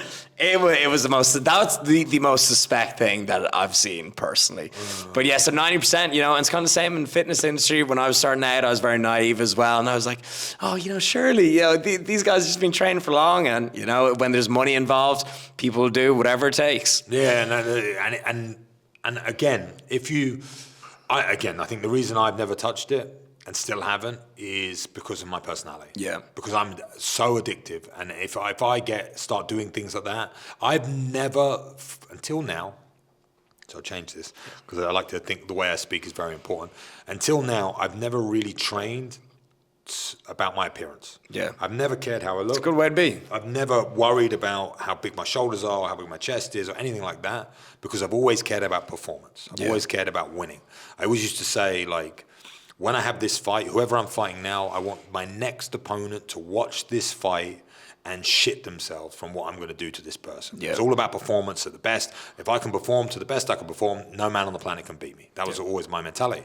Now that kind of athletic pursuit's over, I understand why people go to the gym to look good. Yeah. I get it now, That's my job. Yeah. Welcome to my world. So I get it. And it's like, it's a real internal battle for me at the moment because I'm basically bodybuilding. Yeah. On a very amateur level, but I'm doing bodybuilding to try because I want to feel good. I want to look good. I want to be in shape. So, but I don't think I'll ever go down the road of, I don't want to say never, but go down that road because I understand if I start fixating on how I look and I think a lot of women do this might go a bit deeper and more serious than our conversation, but if you start fixating and making how you look, how you validate yourself, it can become a very slippery slope because with women especially, men are different because as we age, we're like fine wine. Yeah, exactly. But women they get to a certain age and then things start to fall apart for them and I used to be the pretty girl and now I'm not the pretty girl. Exactly, and it can become life-altering. But that's because their way they validate themselves is how they look. Yeah. Men validate themselves or I validate myself on how useful I am. Exactly, and your resources and what you can do. And it's funny, they say a woman's life begins. A woman's life, when a woman's life ends, a man's life is only beginning. Almost in a way, the timeline. There's some quote, I butchered it, but it's like men have to. They have to put into action to become themselves. Women just are given value. Yeah, you know what I mean. Yeah. So it's like men have to go out and do. Whereas women just are valued based on their looks. At the moment, currently, how we have it is like you said, the women they gain their value from the way they look in a way. That's not how it should be. Yeah, but it just is. But that's just how it is. But for women, it's a real battle because if the society themselves too much society are telling them that, and all the men are telling them that, then they kind of think that. And if no one's there to guide them to say, no, you don't value yourself on this, you value yourself on this, something else, your character or the way you are or anything it is, then that becomes everything to them. And Instagram is a big problem with that, right? Yep. Because Instagram gets validation constantly from the outside. Rather than getting internally validated, they get externally validated. And because of that, they go down this path and then all of us, again, plastic surgery and all this sort of stuff, they can maintain it for a little bit longer. But then as a man gains value, because a man has to build himself and construct himself and become a person of value, because no one cares about a skinny 19-year-old kid that works at McDonald's. Exactly. Nobody. So you've got to build up into something. So that takes time. So by the time the man does that, he's normally in his late 20s, early 30s, if he's lucky. Some people take a bit longer. And that's when the women in their early 30s, that's when they start not becoming as youthful and beautiful as they were. So it's a real, like how do you say converging pyramid? Yeah. It's difficult for them. So I think but anyway, for me, that's what I've never done. I've never tried to base my value on the way that I look. But even now as a man, going into business and doing all these other things, the way you look is ultra important, ultra. And I kind of never had to worry about it in a way because I was always in shape because of what I was doing. I never looked particularly appealing. I was like a skinny rack of bones, but I was still in shape. I wasn't fat. I wasn't, whatever. So that was never really an issue for me. But now as I go in, like when you meet somebody, you're judged on the way you look. It's 100% true. It's just reality. So men need to be in shape, especially me. Ex-UFC fighter. If I'm just you look at all the old athletes, the old boxers that get out of shape. Yeah, he's one Ronaldo, the Brazilian Ronaldo. People have made memes about that and everything. So you have an appearance to keep. You have a character to keep. So you got to be looking after your health and fitness now. And so, what is your current training and nutrition looking like? Oof. I see you in UP. Yeah. Elements. I've been at UP. I was at UP for a little while, but I train at Oxygen, which is by my house. Great facility there. I was training at a few different gyms, but that's the one that I try and get to the most. I'm in the situation now, and again, I used to always think like, how the hell can anyone complain about training? How can it be difficult? This is how I used to think, because I was like, it was my whole life. I was like, it's not difficult. And my brother, I always use my brother as an example. He used to give me the 10,000 steps. Yeah. Right? Which I thought was gay. Yeah. He used to, I did my 10,000 steps today. And my brother's in great shape. Like he's arguably in much better shape than me now. And we used to compete, but now he's winning. And 10,000 steps. He used to wear a weighted vest and do his step. I just be like, bro, this is all just horrible. Like, why are you doing it? Talking about how much you can bench and shoulders and all those like very, very regular things. You know what I mean? Like all men always talk about. And I just think it was, shut up, bro. Who cares? How is that difficult? Is what I used to think. Like you should see what I'm doing. It's more difficult. Now I've gone into like becoming an entrepreneur and businesses and family and all these other external things that I have to struggle with. Getting to the gym is not easy. Yeah. It literally is a challenge, right? So I now really understand why people struggle with it. So I'm in the situation now where I'm in the situation now where I do 3 unnegotiable sessions a week. So I have to train 3 times a week, and I'm doing the bodybuilding style lifting 3 times a week. And then I have optional sessions 2 to 3 times a week. So sometimes I train 6 times a week. Yeah. Sometimes, but I always train 3 times a week. 3 times is like the minimum to really see significant results. And some people, there's an argument to be made, and I kind of agree with it, that training 3 times is almost sometimes better for some people than training 6 times, because you obviously get to recover a lot better. So some people, they'll fucking blow up on 3 days a week, So 3 days is solid. I think for me, I've got the muscle memory, or whatever you want to call it. Yeah, exactly. It's true. That's a legit science-based thing. Yeah, so I'd say about a year, so about 6 months ago, not quite. Time with me is, I feel like I've lived 1,000 lives. Me too. And I'm no good at talking about months and dates and anniversaries. I can't remember any of it, crap. So let's say 6 months, but it could have been 5 years. Who knows? About that time ago, let's say 6 months, I had a sparring session with a friend, and I got absolutely beaten the shit out. And I mean, like, similar to how I felt when the first time I ever trained. First ever one. But it was all cardio based. First 2 rounds, I was sharp, moving, whatever. And then I just got worse and worse. And we did 18 rounds. So 2, I did okay. 16, couldn't breathe, right? Yeah. And I was like, I think everyone has that moment. I was talking to a friend of mine he said he had it when he was walking up the stairs, and he was like heavy breathing up the stairs. This was my moment. I was like, I'm the fighting guy, training with a guy who's not really the fighting guy, but he kind of beat the crap out of me. And I was like, whoa, something. And then I got my body weight checked and my body fat percentage, and I was like 27%. I used to be 8% when I was fighting, right? So I was like, I basically put on 19% of body fat since I stopped. Yeah. Taken 2-3 years, but I've done it, and it's slowly, my focus has gone from being about physical condition to being about money and family, but money being the main focus. So, okay, my bank balance looks better, without a doubt, undeniable, but my health and who I am is gone, in my mind, has gone downhill. Yeah. So about 6 months ago, I slowly started to try and figure out ways to get into a route. But again, never cared about how I looked. I never really trained in commercial gyms. Yeah. So even for me, a lot of people will probably come to you with all these issues, like, I don't like going in the gym, I feel embarrassed. I went through all of it because I'm a professional athlete, used to fight in the UFC, never trained in commercial gyms because I train in MMA gyms, and I'd have personal training, I'd have a strength and conditioning coach, I'd go to specific facilities to lift. I know how to lift, I know how to train, I know everything about exercise. But going to a commercial gym, I literally walked in the first time and I was like, did a bit of chest press. I didn't know you felt a bit lost. Completely lost. Actually, so, right, how was it going from, okay, so 2 questions here, right? You're in the UFC, and then you have your stint in the UFC, then you retire, okay, and then you go into normal life, really. So first of all, what was the reason you said, hey, I'm going to retire? And second of all, what was that transition that one day you wake up and you're not a UFC fighter anymore?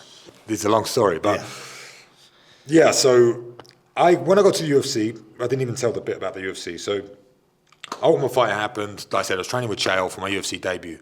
The phrase that I said to myself every single day for 22 months was, actually it was less than that. I think it was 18 months. But it was, I will fight in the UFC by the time I'm 25. Right? Said that to myself every single day. Then I went through the Ultimate Fighter. I didn't win the Ultimate Fighter. I lost in the semis or whatever it was against a guy called Dylan Andrews, a New Zealand kid, Kiwi kid, who was 32 and had 36 professional fights, and I was 5-0. Yeah. He beat me. I should have smashed him, but he beat me. He dropped me with a body shot, got tired, blah, blah, blah, whatever. Where's the body shot? Yeah, it was horrible. But there was moments in that fight that I should have won. It was back and forth. And we actually won fight of the season. So although I didn't get knockout of the season, because fucking Uriah Hall, I got fight of the season. So I still got my 25 Gs. Anyway, my debut was on April 13th, 2013, which was my 25th birthday. So I said to myself, for nigh on 22 months, I will fight in the UFC by the time I'm 25. And my debut in the UFC was on my 25th birthday. So you could say it's coincidence, you could say whatever you want, but when we talk about affirmations, I believe it. I believe in all that stuff, right? Yeah. So this was like this magic thing that happened, and I ended up fighting UFC. From that, I had like 9 fights or something like that, 6 I think in the UFC, because the other ones, I went on a 3-fight win streak. On that 3-fight win streak, I moved from being on the floor, getting there at the room behind reception. Now I got a bit of money, not a lot, but a bit of money, and ended up renting a flat above the gym. Okay. So the gym, you're moving up in the world. Literally. And the guy that lived with me was Mika, who was the guy that paid for my ticket to go to the Ultimate Fighter, to go to Vegas. So then I'm living with Mika, and I'm training, and I was 3-0 in the UFC, training out of this gym in the UK. I'd won first fight by decision, second fight by submission, third fight by first round knockout. So I was like, I hit all 3. Decision, submission, knockout. Everyone was talking about me. I was going to be the next big thing, all this sort of stuff. Then I moved to America because my gym that I was training at, the Tsunami Gym, went under financially. I had nowhere to train. I had a big sponsor at the time called Bad Boy. Yeah, I know. And they gave me free equipment. They paid me a monthly stipend. They gave me a place to live, which was a $2 million yacht. And they gave me a G-Wagon to drive in San Diego. So fucking set up. So I got set up. Yeah. I went from living in a gym in Cambridge to living on a yacht and driving a G-Wagon and getting paid every month in San Diego, which is a beautiful place in the world. And love it. I had this whole system, mental system that I used to again, I talk about the affirmations, but I had I'm not going to go into it because we're going on forever, but a very, very in detail, strong system that I built that I would, again, mainly around the affirmations and talking to myself and systems and all this sort of stuff that I built out. Training systems, a training journal. Every single training session I had, I would review, I would talk about. I had nothing else in the world going on but fighting, right? I met my current wife. She moved out to me into America with me, traveling, doing whatever. Thought I made it. My goal was to be in the UFC. Yeah. My goal, my life goal. And this is, it didn't take me very long to do it. I think from turning professional to fighting in the UFC was something like 22 months. Like I said, it was That's crazy. It was unbelievably fast, right? I had 10 amateurs, so I think it was 5, like my first amateur. Even from listening to your story, it seems very fast. You know what I mean? It's like there's 1 minute we're knocking out rugby lads, and now we're in the UFC. Yeah. But it was like that. But it was like that because the one thing I do, and I have done my entire life, is I give 100%. Like 100% to it. Like I said, quit my job, move and slept in the gym. Yeah. Most people would have got a side job, they would have trained a little bit, and some of the guys like Jack Mason's 10 times the fighter I ever was, 10 times the athlete I ever was, 10 times the knowledge I ever had, but he never fully committed. And good on him, because now he works in banking, insurance, makes multiple 6-figure. He's doing great, but he never got the feeling of fighting the UFC. Cornered, create loads of stars, whatever. But that's just one example. But most people, they don't fully commit in anything in life, right? Same as the gym, I'm sure. Yeah. Oh, man. You know, they don't fully go 80%. They don't do the diet, 80%. they don't do whatever. So I was all in. And that's why it happened so quickly for me. But the idea of it, then I had my UFC journey and I moved to America and I stopped doing all of the things. It wasn't the gym so much. So my gym was my family. You know, the guys that I trained with, they're my support system. They were everything to me. I think really they were like Jack and the boys were kind of a lot of the reason I even enjoyed fighting. Because again, I was bullied a bit at school, bit of an internal guy, computer geek. Then I had this group of boys, you know what I mean, the lads, and I was a part of it, and I was a part of this mission. So that like drove me forward. Then I went on the Ultimate Fighter, then my gym went under, I had to move to America. Now I'm on my own, you know, with my wife, but on my own, right? And I'm walking this gym with Dominic Cruz, Phil Davis, I think there was 27, Ross Pearson was another one, 27 UFC fighters on the mat. And me, a gym called Alliance. Eric Del Fiero is the head coach, and my main training partner is Phil Davis. So training with Phil Davis every day. It's impossible not to get better. Impossible, right? I was training like a nutcase. I would go deep into it, but I won't. And it's like, then from that moment onwards, I had 3 more fights in the UFC. The next fight was in Germany against the guy that everyone should know now, in Sean Strickland. So I fought Sean Strickland in Germany back in 2014 or 15, whatever. And I lost a split decision, which I won. It's fine. But Dana tweeted that I won the fight. It was the worst decision of the year, all these sort of things. Sean, doesn't matter. Like, that's just one fight at the time, you know. I definitely felt that I won, but I lost. But I lost by this much, right? Even if I won and the judges got, I still lost, right? So I should have knocked that guy out. But because I'd got rid of my system and I hadn't been doing my journaling, hadn't been doing my mental work, I thought I'd made it. I was chilling out a little bit, you know. I was living complacent. life. I got complacent, but I was training harder than I'd ever trained before, but I wasn't doing my thing, which was this system that I created.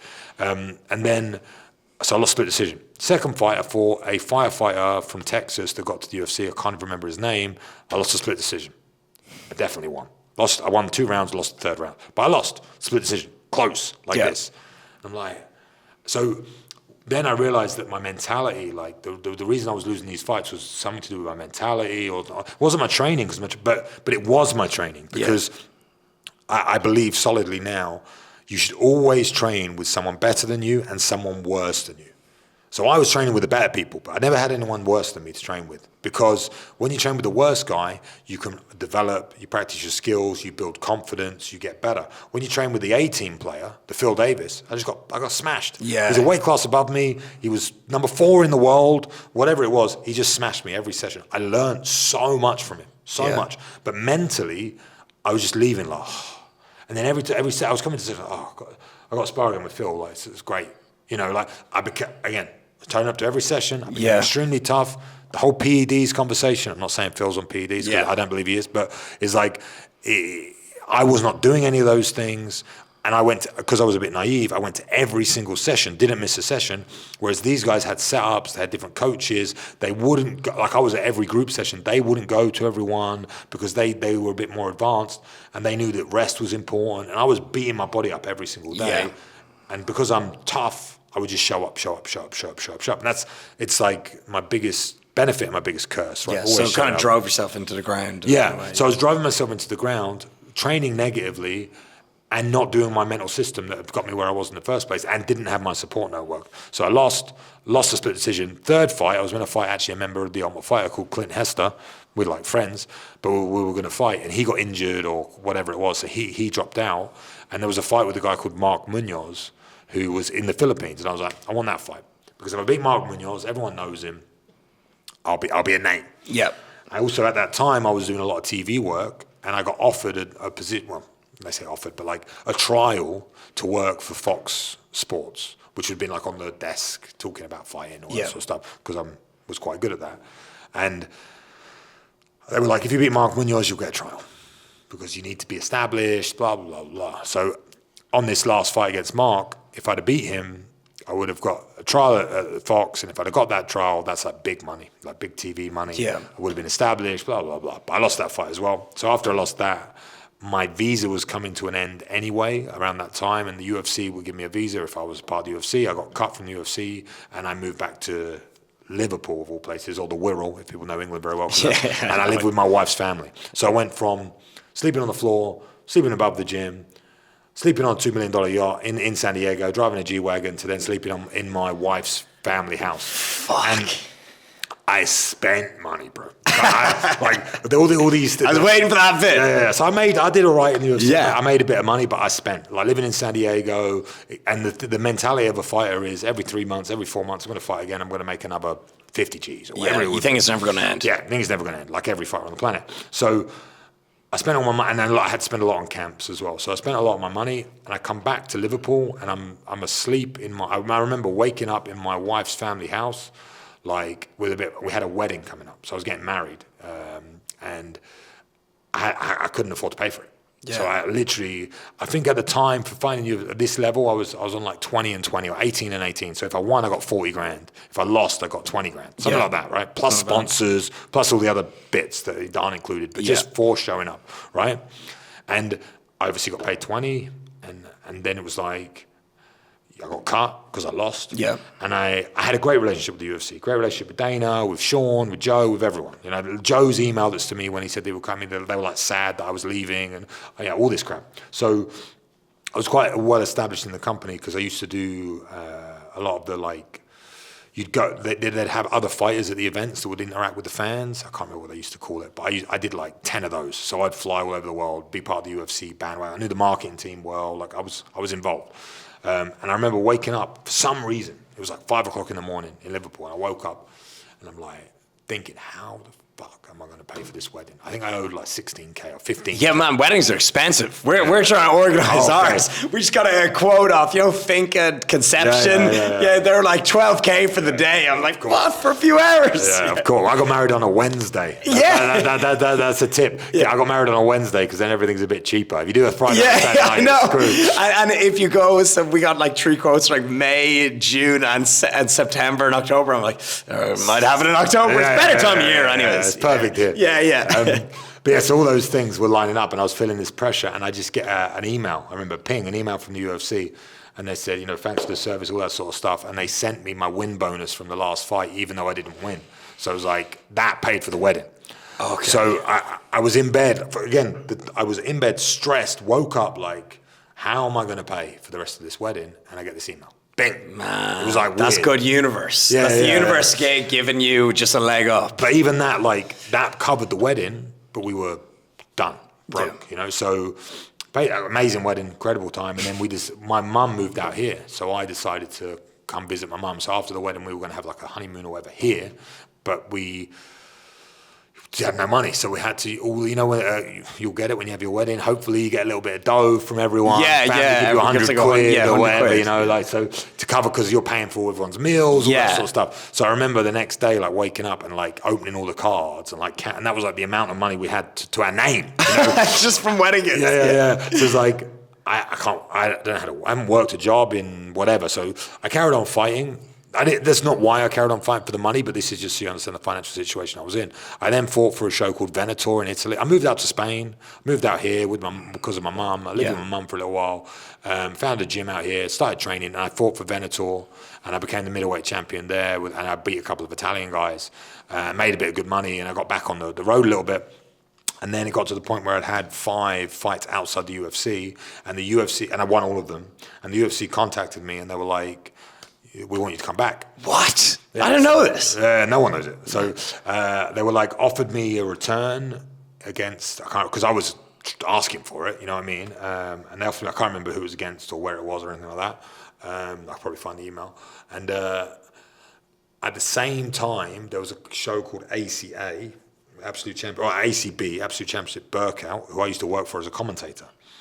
And they offered me a fight. So I got offered a fight on ACB, and I got offered a fight in the UFC. But the guy I got offered the fight, again, my mentality, the guy I got offered the fight in ACB was ranked 7th in the world. His name was Mamed Khalidov. He's a super famous Polish Chechnyan fighter, but 7th in the world. And when I won on a 3-fight win streak in the UFC, the highest I'd ever been ranked was 21st.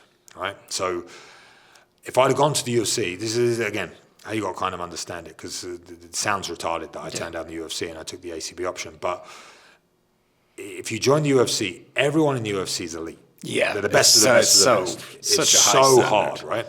And to get to fight a top 10 guy in the UFC, I was on a 3-fight win streak, and I was ranked 21st.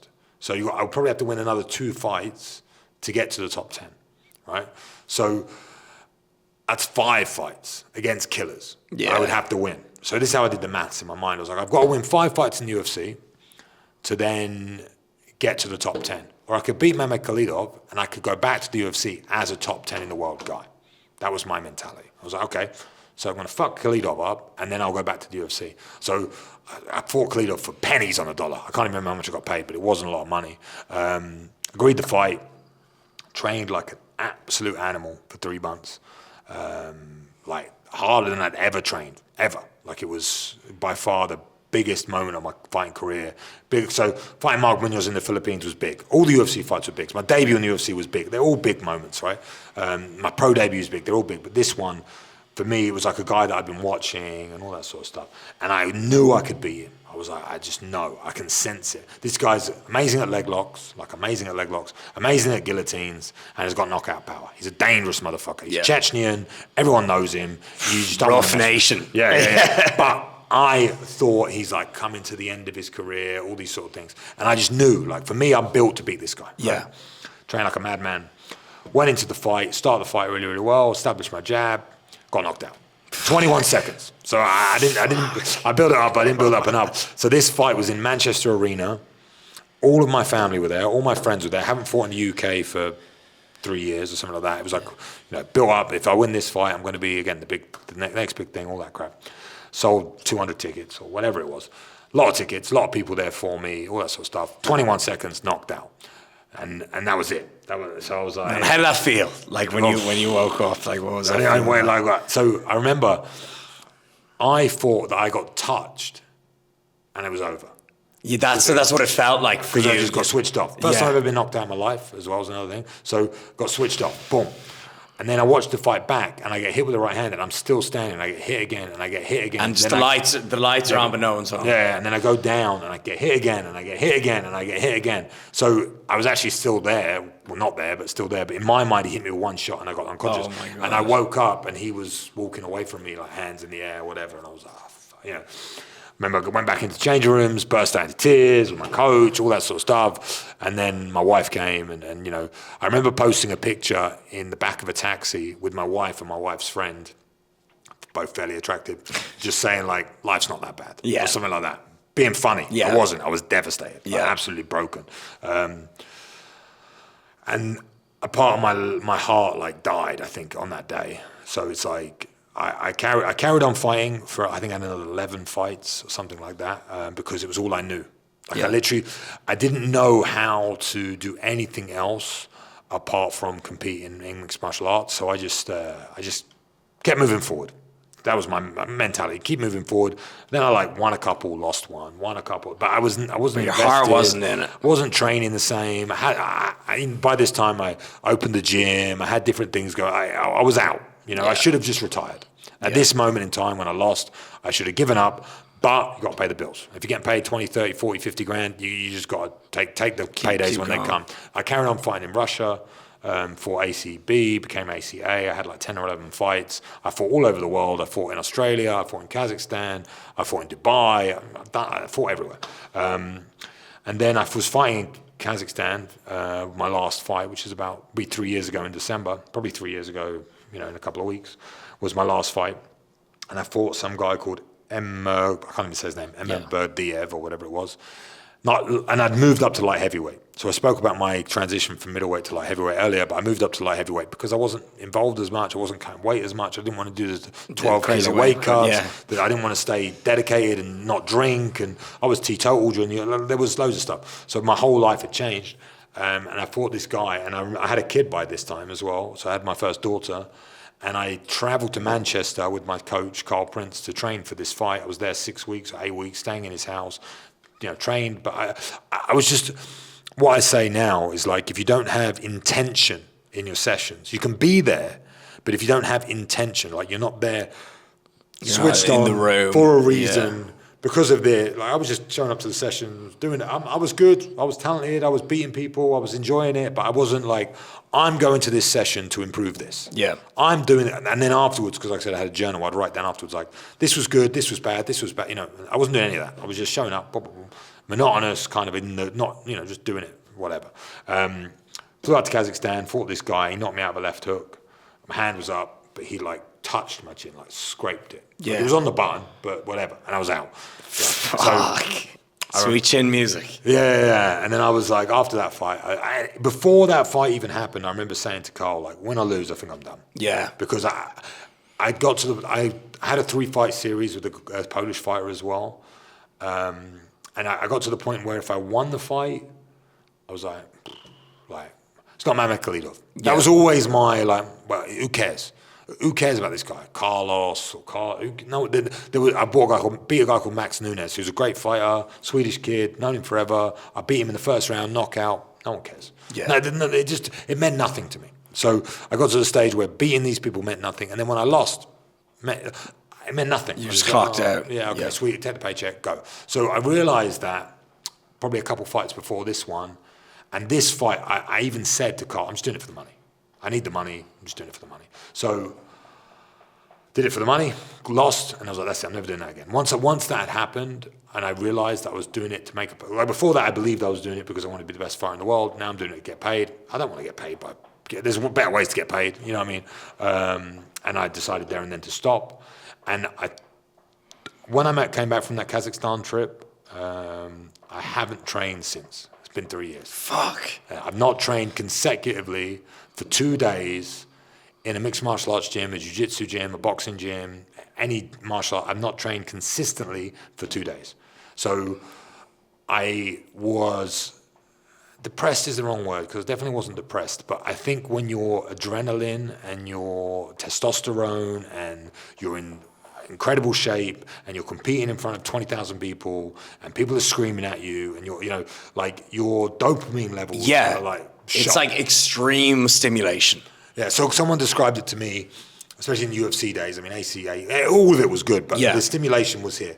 So my base level of existence, like if this is an average guy living an average life, my base level existence was here. Yeah. And then on the moments where it was here, right? Yeah. But my base level was here.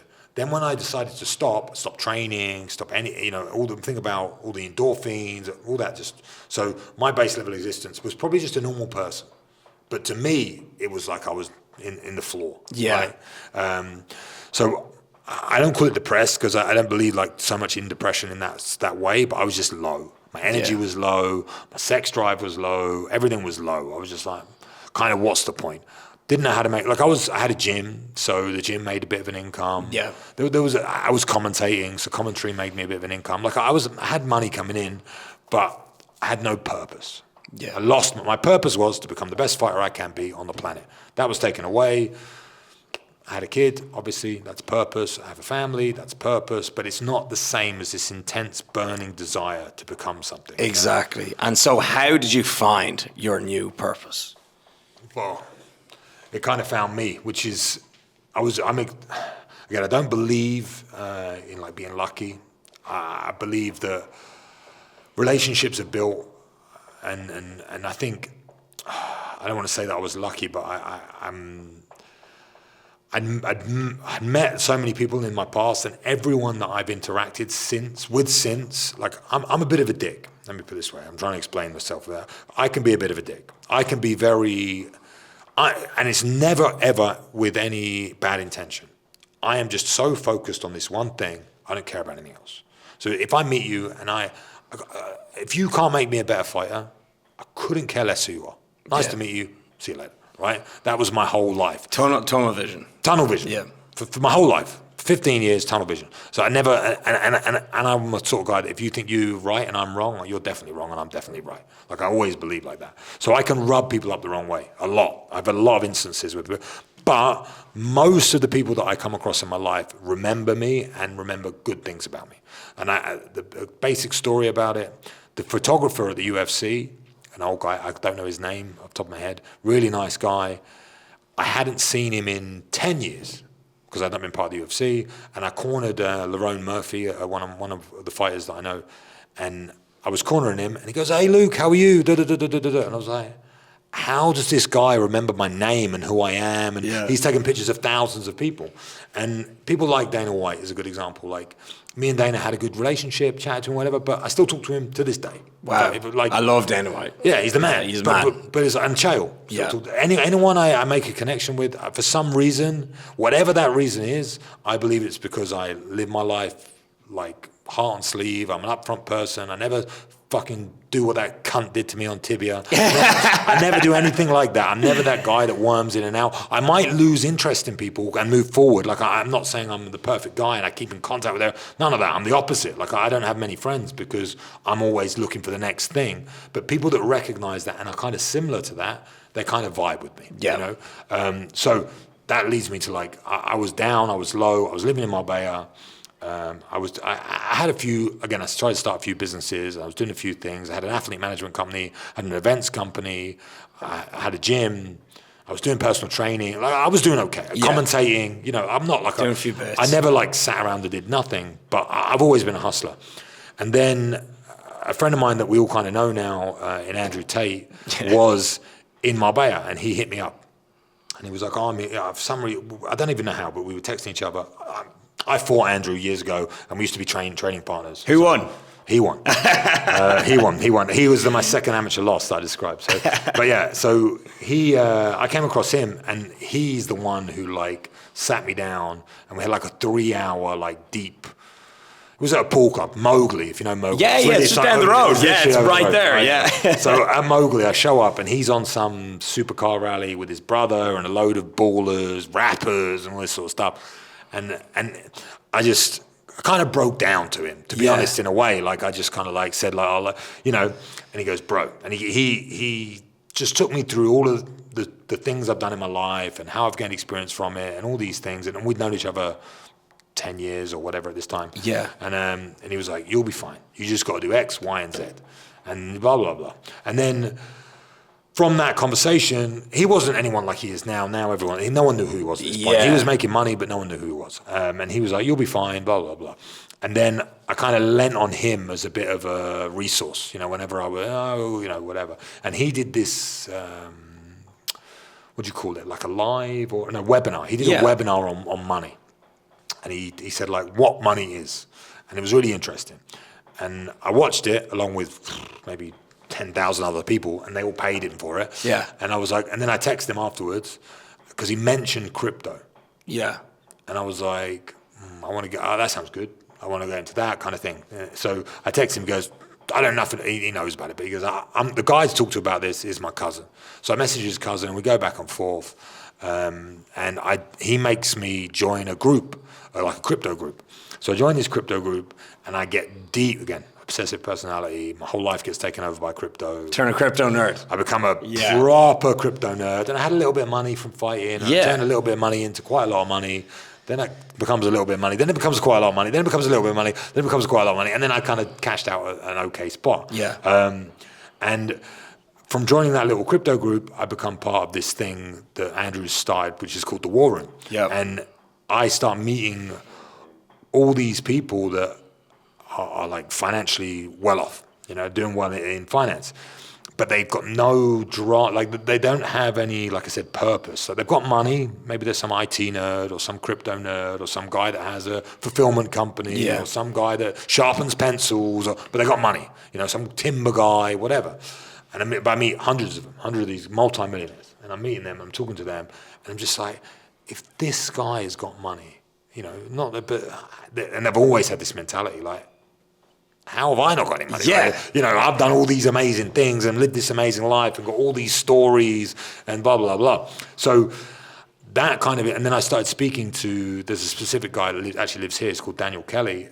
He runs like a business, like a mentoring business. Connect us. Yeah. Put me in touch. Yeah. He's a great guy. And he really spent a lot of time with me, talking to me, and all the things within the War Room. We have like courses and events and all these really interesting people. Like, they just showed me my value, if you want to call it that. Like, all the value in the story that I've led in my life so far. And And again, I had Andrew to lean on, so I was speaking to him quite a lot in the background about things.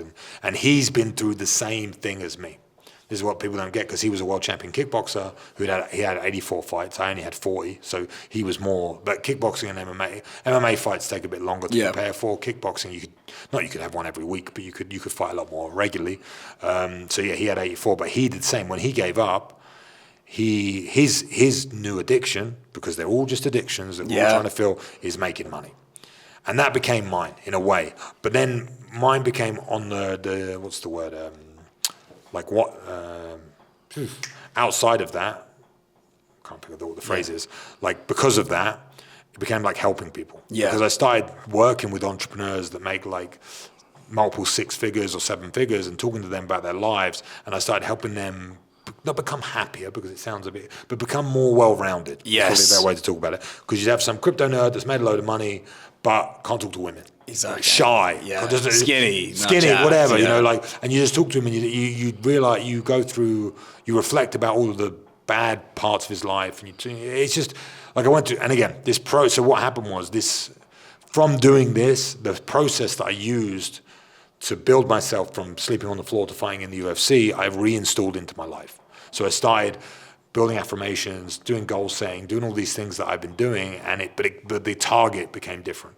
Rather than it being about wanting to fight in the UFC, it became wanting to become the best version of myself, right? And I built out this whole system for it, and then I started using this system with other people and helping them grow their lives. And then from doing that became one of my revenues and businesses that I help people. I started doing one-on-one coaching with these guys, and I'd call them every week and and help them out. And I used to charge quite a high ticket for it, which and in my mind, I would never imagine that my experience as a UFC fighter and my system that I built and my mentality was valuable, because I was surrounded by everyone else doing it. It's like you go into the gym and everyone's in shape.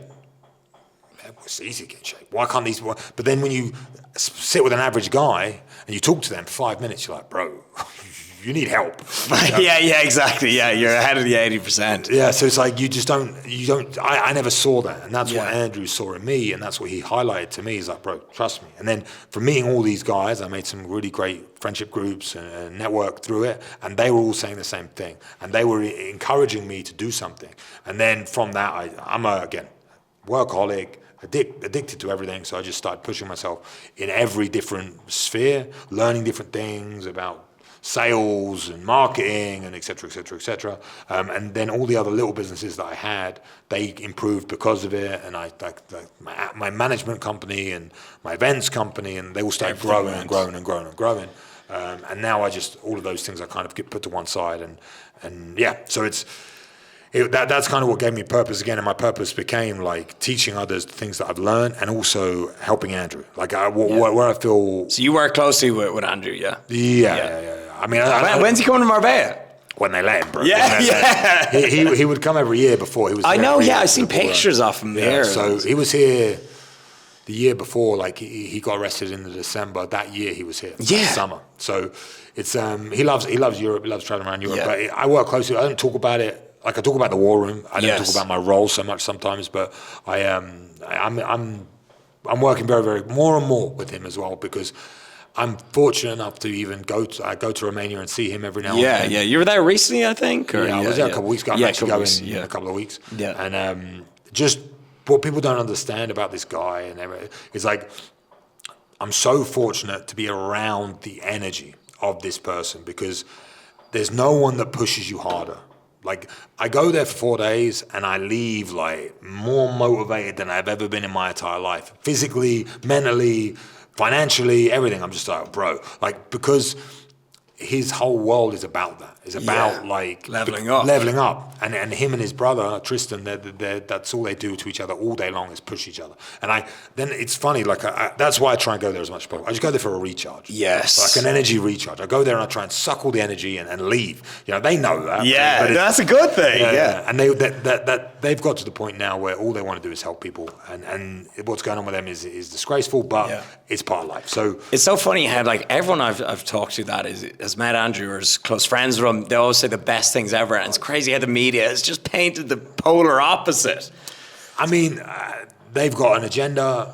it is what it is, right? So I don't want to go on about it with that situation because I think it would beat it to death. And I think the people know. Of course. Now. People know. Yeah, people it's know. Obvious. Yeah. I think the craziest was when he won the court case. Like, that's hard to do. That's extremely hard when you've got like the media against you, the government against you, to actually turn around. Like, so, you know, that he was like investigated every facet of his life. If that happened to anyone, they would find some dirt. Hey, you fucking dig up some shit on me. Yeah, me you know, too, but man. like he's maybe a saint. You know, so that was crazy. I think that really said it all. And Tristan, and it's the reality of the situation it's again, this is what people will never understand and they'll never believe. Even there's a guy, Hector Lombard. Yeah. You know who Hector Lombard is? Yeah, UFC I've fighter, seen, right? yeah. UFC fighter, he was a judoka. I think he's Cuban or he's somewhere like, and he represented them in the Olympics, fought in UFC, badass, killer, absolute killer. And I know him pretty well, and I was at an event with him, talking to him, and he spoke to me about Andrew, and he was like, yeah, but where's that man got his money from? That's all lies. Yeah, so he just, no one typical. believes. And he goes, he doesn't know how to fight. I'm like, trust me, bro, he knows how to fight. He's got like all of the things. The thing that Andrew has over everything is like honor, as in everything he says, he does, and that is it. That really is it. It's like there's no smoke, there's no mirrors, there's no. Yeah, obviously he's a what's the word? Like an influencer. Wild guy. So, but being an influencer, like obviously he's got cameras and video, but there's no secret. Yeah. The reason he's become so big and so popular is because he's just himself. Yeah. He really is just himself. He turns the volume up a bit when he's talking about certain subjects, and all the crap he got in trouble for with the videos, it's just him trying to be funny, him showing his opinion, but in a funny way.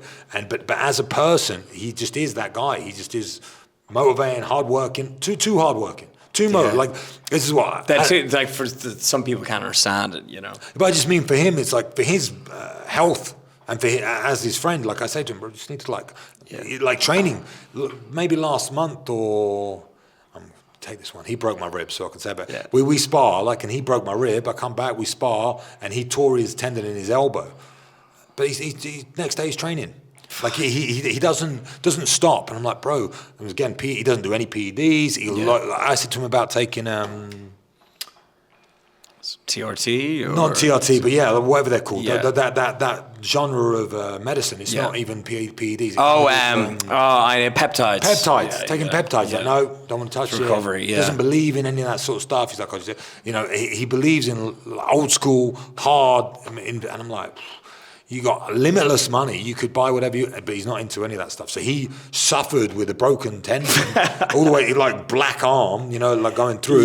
Still the bruise. And he had an event at his house within the war room where everyone can go train with him and meet him. So anyone part of the war room can apply to go to his house. I think what he did is he has a charity called Tate Pledge, and anyone who pledged to Tate Pledge was invited to his house. Any amount of money. That's wild. It was like the top 50 people that put money to go hang out with him for the weekend, and he's got one arm and he sparred with 50 people. Man, that's energy, bro. This is what people don't understand about him. So, and then gives speeches, talks to everyone, you know, hangs out with everyone, and all that sort of stuff. And it's like this mentality that he has. I actually think is like almost like a negative for him because he works nonstop, trains nonstop. We're like sitting there together working on the laptop. And then we have to do shoulder press. Let's just do what we did. I think it was 1,600 shoulder press in sets of 100. It's high rep work. So it was like 7.5 kilos per hand. You have to sit there. I think I saw a video of that. You would have seen it. I saw it. Yeah. But this is what I'm saying. So again, you've seen a video of it, and people are like, whatever. 1,600 reps. Fuck. 100 reps. No break. Then you have, so what it would be like, you do 100 reps, I do 100 reps. You do 100 reps, I do 100 reps. And in between reps, so I do 100, I'm dead. Yeah. And I'm like, oh. He does 100, work. Waits for me, goes, you done? Yeah, sweet. Does 100. Does 1,600. And this mentality that he has is why he's become who he is. Because he's works like a workhorse. He has, you know, there's nothing else about it. Yeah. So I think obviously it's unfortunate what's happening to him, and I'm sure it'll work out its time in the end. But yeah, I think people, if they really knew who he was, the problem is with the people that don't like him, they will never even open their minds to accepting that side of it, or you've seen it with the mainstream media. They'll answer a question, they just, no, what about this? You know, like they don't. Yeah, they're they're not never, giving the other person a chance to speak. So there's no real even point in trying to convince people. We've moved past just that. let people what they want. If they want to make that judgment about him, and then we just keep going. And the courts and all that sort of stuff, there's nothing you can do about it anyway. Yeah. So, yeah. But that is an insane journey from sleeping on the gym floor, the UFC, to now living it up in Marbella and running things over at the War Room. So tell the people where they can find more about you. Well, I recently got banned. Yesterday. I shouted you out on Instagram. Thank you, bro. Appreciate that. So I'm now, all of my handles are basically Luke Barnatt Official. So I'm on X, I'm on YouTube now, a new YouTube project that I started 2 months ago. Yep. I'll be there soon, don't worry, I'll be up there. Savage. And Instagram, so it's at Luke Barnatt Official. I'm sure we'll put it in the video. Yep. I'm putting out bucket loads of content now. It's my whole focus. I've got the studio, my Bayer podcast studio. So yeah, if you want to find out more about me, I'll be easy to find. There we go. Unreal. Bro, I think this is the longest podcast we've done on the channel. That's a record right there. Smash it, dude. Unreal. I appreciate it.